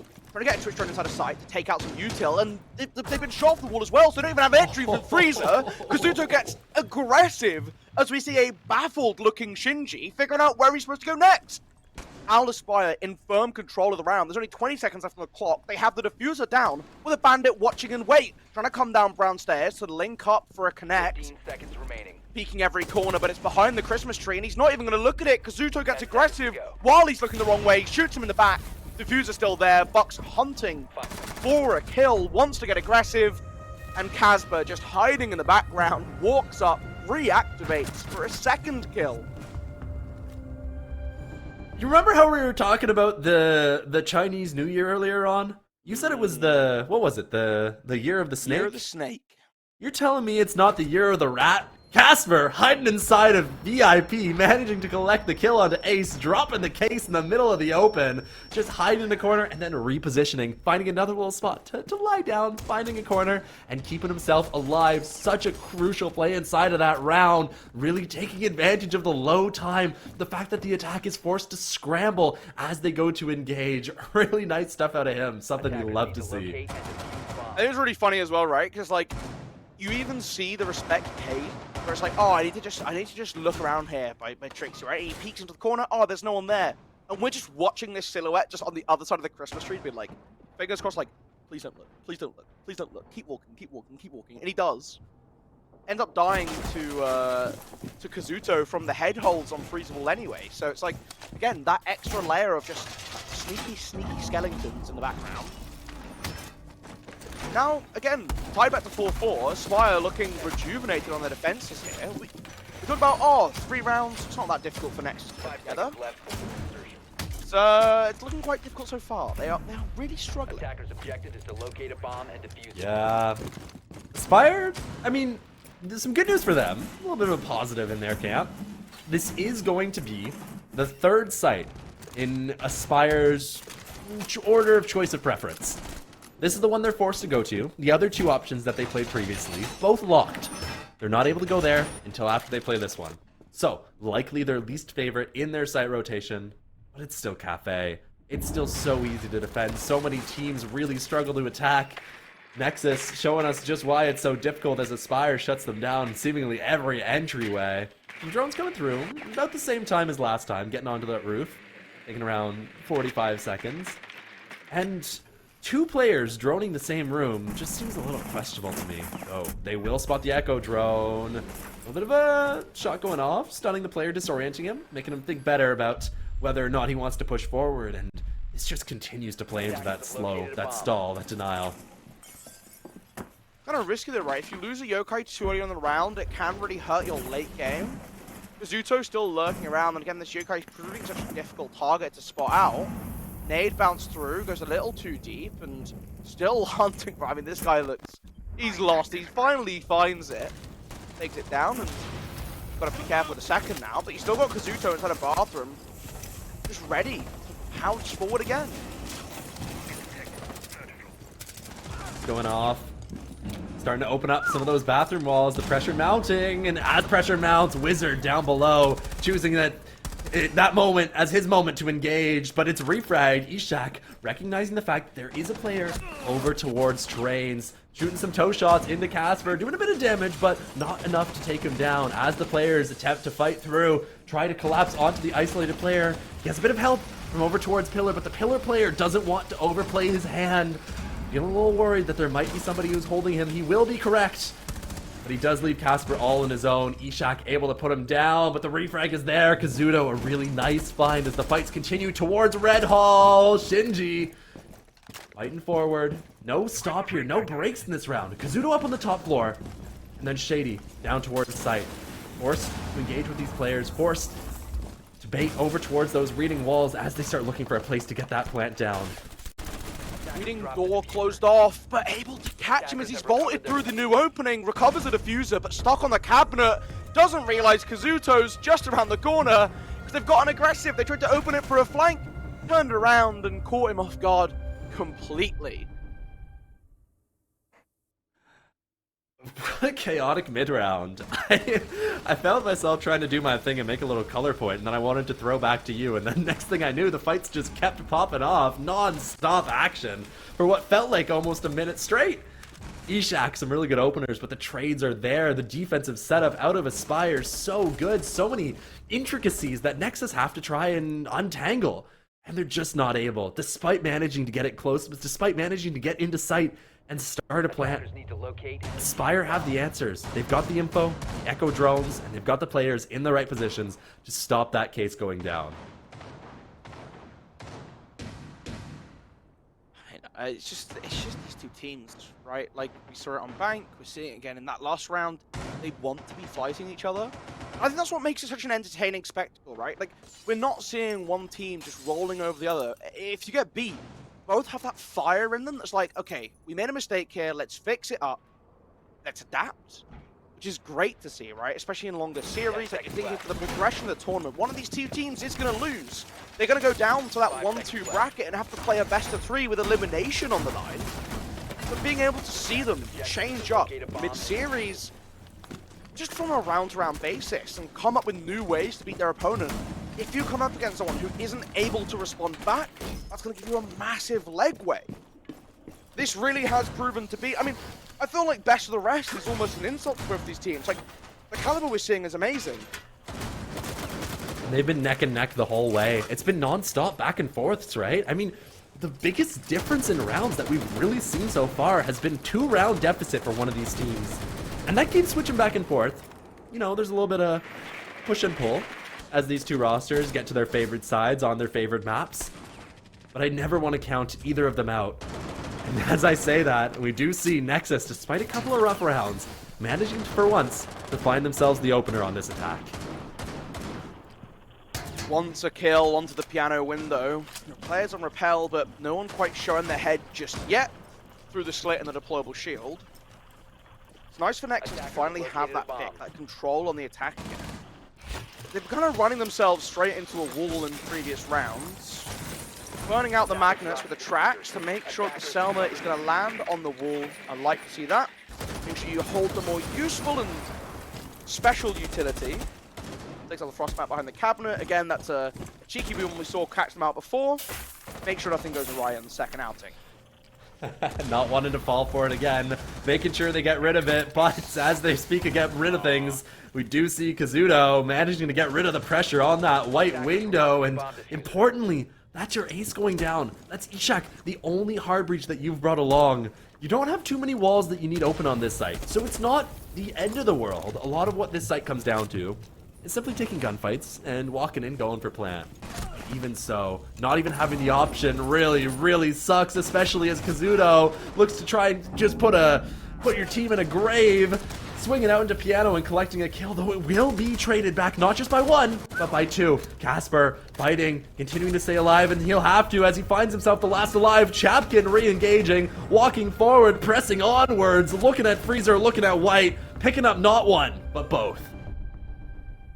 Chapkin with a triple kill in that round as well, and once again, stepping up when Nexus really need it. With a start like that, you get that opening pick onto the Wamaya, you clear out the Keybers from inside of Piano, and then there was that lull, right? Kazuto taking advantage of it, getting aggressive, pushing up, and finding two quick kills. Cutting off Ishak, who was the cutoff. He's supposed to hold down the White corridor channel. You lose that, Defenders, so protect much your bombs space. from being used by attackers. But retakes it, pushed in aggressively, and you pair that with pressure coming in from the cocktail windows. You pair that with pressure now walking in from Piano, and you really push Aspire out of their own bomb site. You force them onto White stairs where they get stuck in that crossfire. Really, really nice job by Nexus to finally start moving the defense around. You gotta limit their movement because, I mean, we talked about this way, way back in the pre-game, before map number 1.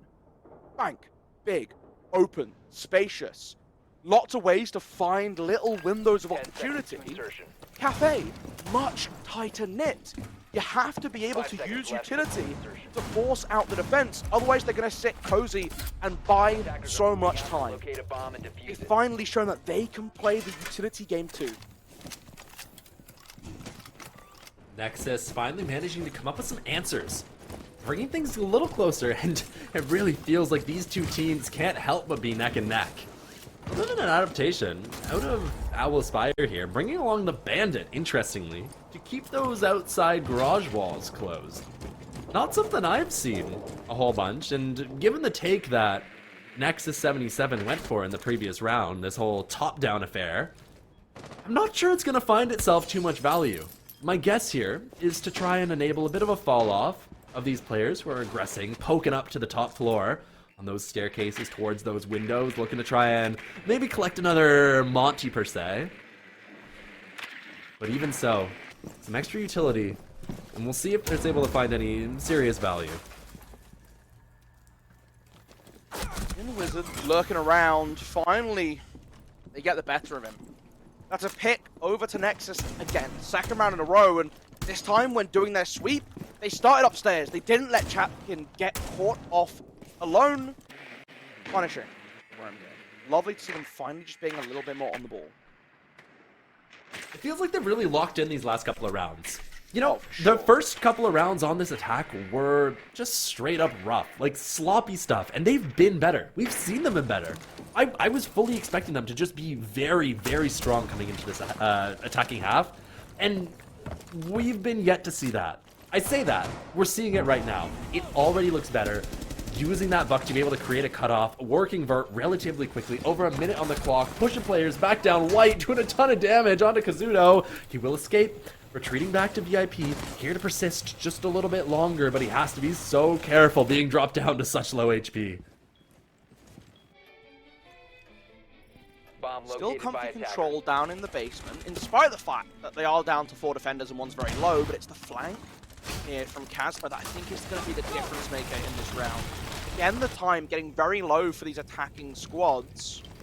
We spotted the Goyo trying to get aggressive. The Global Shield still inside of VIP as well. If they can start to walk into sight, they have the verts cutting off the door.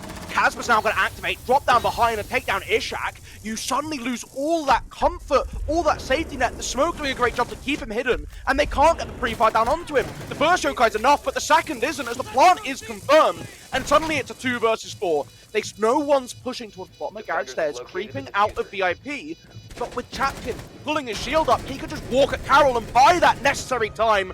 Brown on vertical for 1. Twitch tucked in the corner of Freezer gets Goyo. When he has to move, he has to be aggressive, because otherwise they're going to get split and ripped apart. Nexus, they have done it, High Bear. They took a long time figuring out just how do we put attacking rounds on the board. It took them the first 3 failures to finally figure out their mistake. But in spite of an amazing flank from Casper, the patience paying off for him. That smoke that he's thrown at his own feet has saved him there. Look at that. He's wanting to see him, and as the smoke starts to disappear, Shinji finds himself right place, right time, reads into it, they know about the flank. Perfect job by Nexus to make the most of what was quite a shaky situation in spite of a man count advantage. Start of the comeback. Felt like it was going to be far away. Owlaspire putting up seemingly unstoppable round after unstoppable round, but Nexus answering the call. When it all comes down to the wire, they're the ones who managed to reach our first match point, the first opportunity to put this away. And defense has been very dominant so far throughout this game, Golu. So they're going to really want to win this round to prevent Owlaspire from having the favored side as we go into those 3 deciding rounds, should overtime be required. Attackers must locate and defuse a bomb. Again, I feel like we might just see a repeat of before, right? Where this should be a game, you know, does Nexus look like they're going to close it out? Kind of fumble it, Aspire pull off some magic to force us to OT. It's another reading hold. Both of these have been quick entries when we saw Aspire attacking into it. They should be tuned into a potential quick rush from Nexus, who have looked a little bit more methodical in how they want to clear things out, right? Relying less on those spur-of-the-moment magical plays. Bomb located by attackers. There's always the opportunity for a little bit of unpredictable to happen. The entry coming through relatively quickly here. The Buck, Brownkez, managing to assert some control in towards Cigar Shop. He's been revealed on a yokai drone. His position spotted. Tosses a flashbang as he pushes forward, and it will be Kazuto to collect, catching the headshot, but in exchange he takes a lot of damage off the back of those Goyo canisters in towards Pixel. He'll survive though, ready to persist, fight another day, and Ishak does spot that Echo drone. But the damage of that Echo, the info it provided, has already been successful in securing a kill. Waiting with the breaching round, maybe in case there's any more trap util around, but nothing to be found. Wants to create another opening to get aggressive onto this Goyo, who is getting increasingly low on HP. Putting pressure from the East Repel window, sees the barrel of the DMR over the top, and the head of the Twitch now upside down, continuously moving on the window, but it's buying that time. Dangerous place to play. He can get lots off it almost immediately. Imagine they would want to try and wrap around, take it and the ace onto the Nubal. For the time being, taking a little bit of time, and again, look at that clock. We're ticking down to the final minute of the round, and you still need to make your way across this top floor. Aspire looking in an incredibly good position. The big thing for them is they simply need to hold. They need not to overplay their hand. They need to just be calm, collected, and not give up bodies. But as I say so, I curse it into existence. Carroll goes down, luckily traded, not just once, but twice. Chapkin suddenly the last alive. The hopes for his team closing this out in regulation falling on his shoulders. He doesn't really have a chance. Locked off over towards Piano. Case is down on the ground, will be recoverable. But Owlaspire, they recognize that. They know that he hasn't got the time to be able to win this round unless they give it to him, unless they give him the fights, unless they engage with the last remaining player. And they've given up the space. They're hiding down below. They know that there's nothing that they need to do other than sit and wait. 15 seconds to go. It's an overtime, baby. It's a formality at this point. Maybe someone gets a final kill. Maybe Chapkin gets to buff up the stats. Look good on the Excel spreadsheet when that gets filled in by whoever's job that is. Dies to Shady right at the end. Nice little long angle over the corner of the bomb chassis, but again, it's another attack where they just haven't found their footing. I thought they had that answer. I thought they'd finally been able to put the pieces of the puzzle together. But you're now going into an overtime. It's the inverse of bank. It's the inverse of bank. Aspire get to replay out the defenses.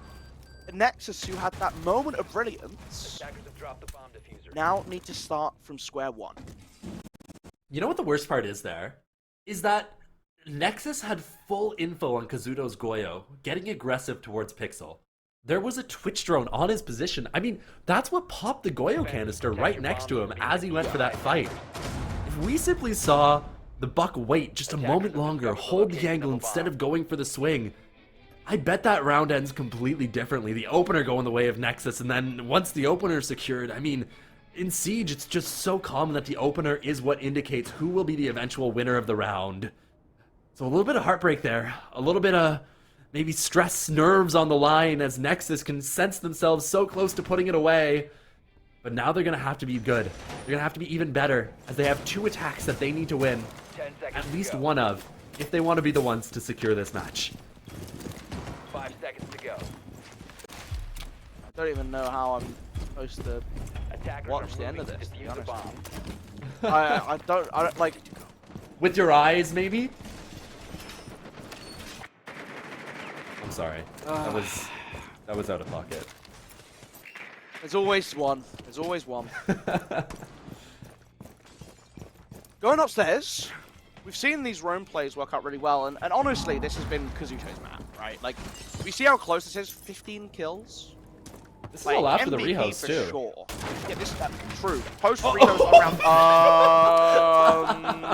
Ishak. You know what the worst part is? He doesn't even hear it. Because No, the glass he has isn't no- shot off that window. He doesn't have a clue. He didn't even look over. He doesn't Completely even know. unaware He's gonna turn of back to how it. close to death he was.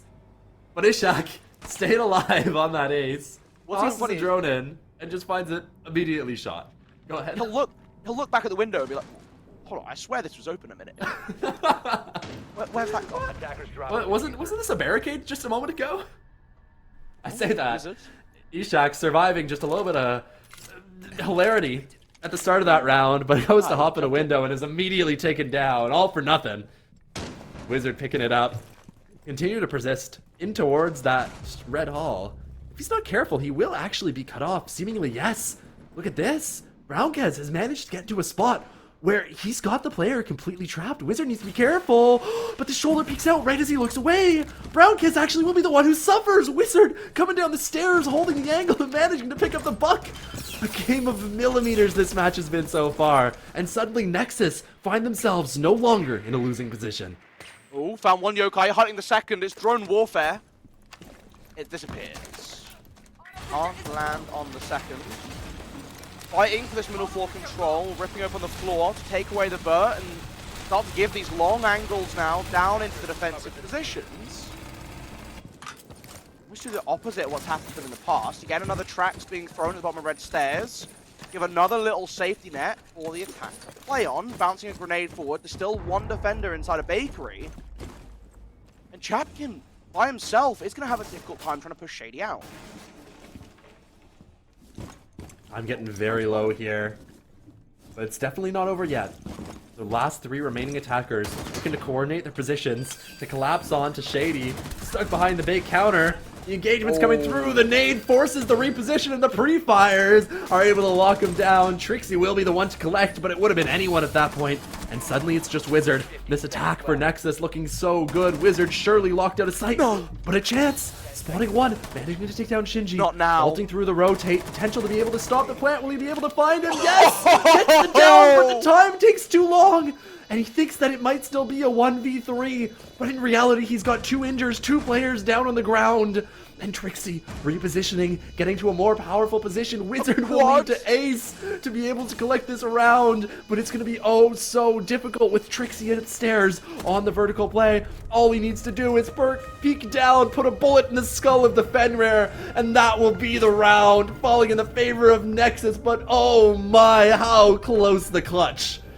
He got the down on the gridlock, like, a millisecond after that diffuser went down. What a different round that is in the other situation. I mean, Trixie running downstairs, recognizing they're in this really botched situation.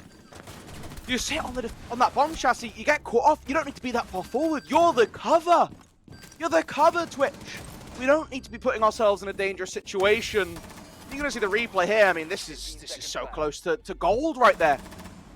Don't need to be that far forward. Don't need to be that far forward.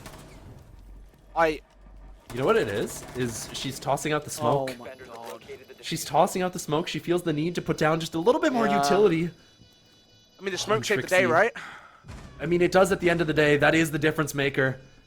But really, the biggest difference maker is Trixie playing that smart, deciding that the right play isn't to try and engage immediately with Wizard, which would have just been a 50-50 gunfight. he's just speed tapping the diffuser. You see Tracy like, here's the first one, walks up, he's like, oh nah, this guy's spamming it. I'm disappearing a little bit for a time being, but fair play. Nexus 7-6 match point once again for them. 10 seconds to go. I bet they're 1 round off. Now they're going on the defense. And 5 seconds. where else would you choose other than the only site that hasn't looked like confident wins for you? We've gone to reading. It wouldn't be sporting if they didn't give him a chance, you know? Why Really are we wanna- going to reading? really want to, spice things up, keep it close. You know how much we've been enjoying this game, Golu. Why not give us one more round of brilliance? There better be a Vulcan on that mining window, because I swear to God, if someone jumps through that, and if we see like Wizard or Wizard or Kazuto go through that window again and just get in sight, I am going to lose my mind. Well, do note, it isn't mining this time. We've actually gone to dining and reading. So the mining but setup is that's how here. they've been getting in. They've just been rushing Well- through mining, in through the fireplace, and just have sight. It has really depended on the round, but what will not be depending on the round is us keeping this game close. Owl Aspire looking to try and get us to at least one more round, finding the opener onto Chapkin, that anchor player who, as you mentioned earlier, has been historically so good at keeping himself alive, staying present inside the map. But going down early here, he will be. In this potentially final round. Checking the long angle, but doesn't realize he's right underneath him, and he turns for a second as well! Ishak, that's massive, it gets traded off by Carol, back to a 3 versus 3. And you have Trixie taking a lot of damage in the meantime. You're coming across, but all defenders back on site, and you've added in Shinji on the pulse this time. So all this verticality that they're trying to establish could all disappear at the cost of a well-placed Nitro Cell. Still trying to deal with Cocktail, but it's only Brown up above. Trixie and Shinji covering sight, leaving the Goyo to buy as much time as he possibly can for the rest of the defense to hold on below. Ishak was so pivotal in that first map of Bank, been really slow here on Cafe, but picking up kills when it matters, battling back that man advantage, which Owl Aspire had found early on. Now, the numbers even, the pulse down below, trying to make it just a little bit easier, get a little closer to securing the round. But things slow down. A little bit of breathing room here as these teams plan their final assault where the engagements are going to come through. I like this split out of Casper, the idea to walk up flight stairs, pinch the players in towards mining, or walk up Brown and fight the player pillar. No idea exactly where he'll choose to go as of yet. With the player and pillar, this does have potential to find so much impact. Brown, you just have to keep looking where you are. He's creeping up to mining. Does the Brava know? They're now engaged in a gunfight. Buck needs to activate, and that's exactly what he's going to do. Push to the top of the staircase. Damage into the Goyo, but can't find the confirmation, and he slips away into the bomb site. You get a quick trade, but it's diffuser down. Casper gets back on the aggression from Brown. It's all down to Shinji to close it out here, and it's 1 kill left to find the Vulcan pot. On white stairs, he has to go for a rotate, drops through the hatch, but he's run into reading! It's the wrong bomb site, the plant's being put down, but it's in the middle of the open, and Shinji finds him just before the case is dropped. Nexus, they did it both times in overtime, but they have taken map number 2, 8-6, a match point into overtime, into a 7-6 up, and closing out. You can't do it twice. That's impressive. That's amazing. My heart goes out to Kazuto because he played phenomenally, getting these frags for his team, but ultimately it's Nexus. This clutch from Shinji at the end. You say they can't do it twice, but in fact they can. The time's so low. Just a couple of seconds difference would have been so pivotal. But the time's not there. You took just a little too long early on. Owl Aspire, heartbreaking, as there's just so many opportunities in that last round for them to be able to collect even the previous round. Getting it so close, it coming down to that clutch, the 1v3 nearly coming through.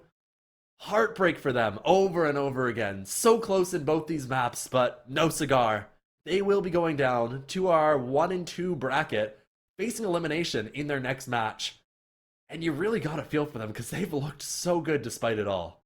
Yeah, I mean, honestly, I think this is everything we wanted from this series, right? We think back to when we were talking about it. It's like, look, this is going to be a rough one. Both their opponents, both the games that these teams had lost going into this one-on-one game, are already qualified at the top in the 3-0 bracket. So it's like, it's going to be tough no matter which way you crack it. Nexus, they just show that class. They come out on top and they get to move a little higher up the standings. We've still got one more game to find out who's going to be making up the rest of that top 2-1 bracket. But Nexus, I'm not betting against them. And you know what? We have to give a little shout out to Puffo Bob for immaculate ball knowledge. Bro was a I think knower that's the whole thing. time. You know what the worst part of that match result is? Puffo Bob being right. I'm devastated. Heartbreak for Owl Aspire, but even more heartbreaking for High Bear, as we have to face Puffo Bob later this week and actually let him know that, you know what? You got it. When I say the kid knows his stuff, I'm still a little bit like, I kind of feel like robbed of him at 3, you know, like with how close it was. Like, can you imagine an OT consulate as well? Oh, I would love to see a consulate, but unfortunately, that is going to be all for us tonight. I've been High Bear. I've been here with Golu Molu. Had a lot of fun casting with you, Golu. It was a very Lovely enjoyable evening. experience. Our first time sharing the mic together, and it really felt, especially towards the end there, we were falling into a flow. But thank you guys all for tuning in. Thank you so much for being here, spending your Monday night graced by our voices. And don't forget, we got more matches later this week. Back tomorrow, 7:30 p.m. CEST now, after the time change. And yeah, we'll see you there. Thank you so much for tuning in, and we'll catch you next time.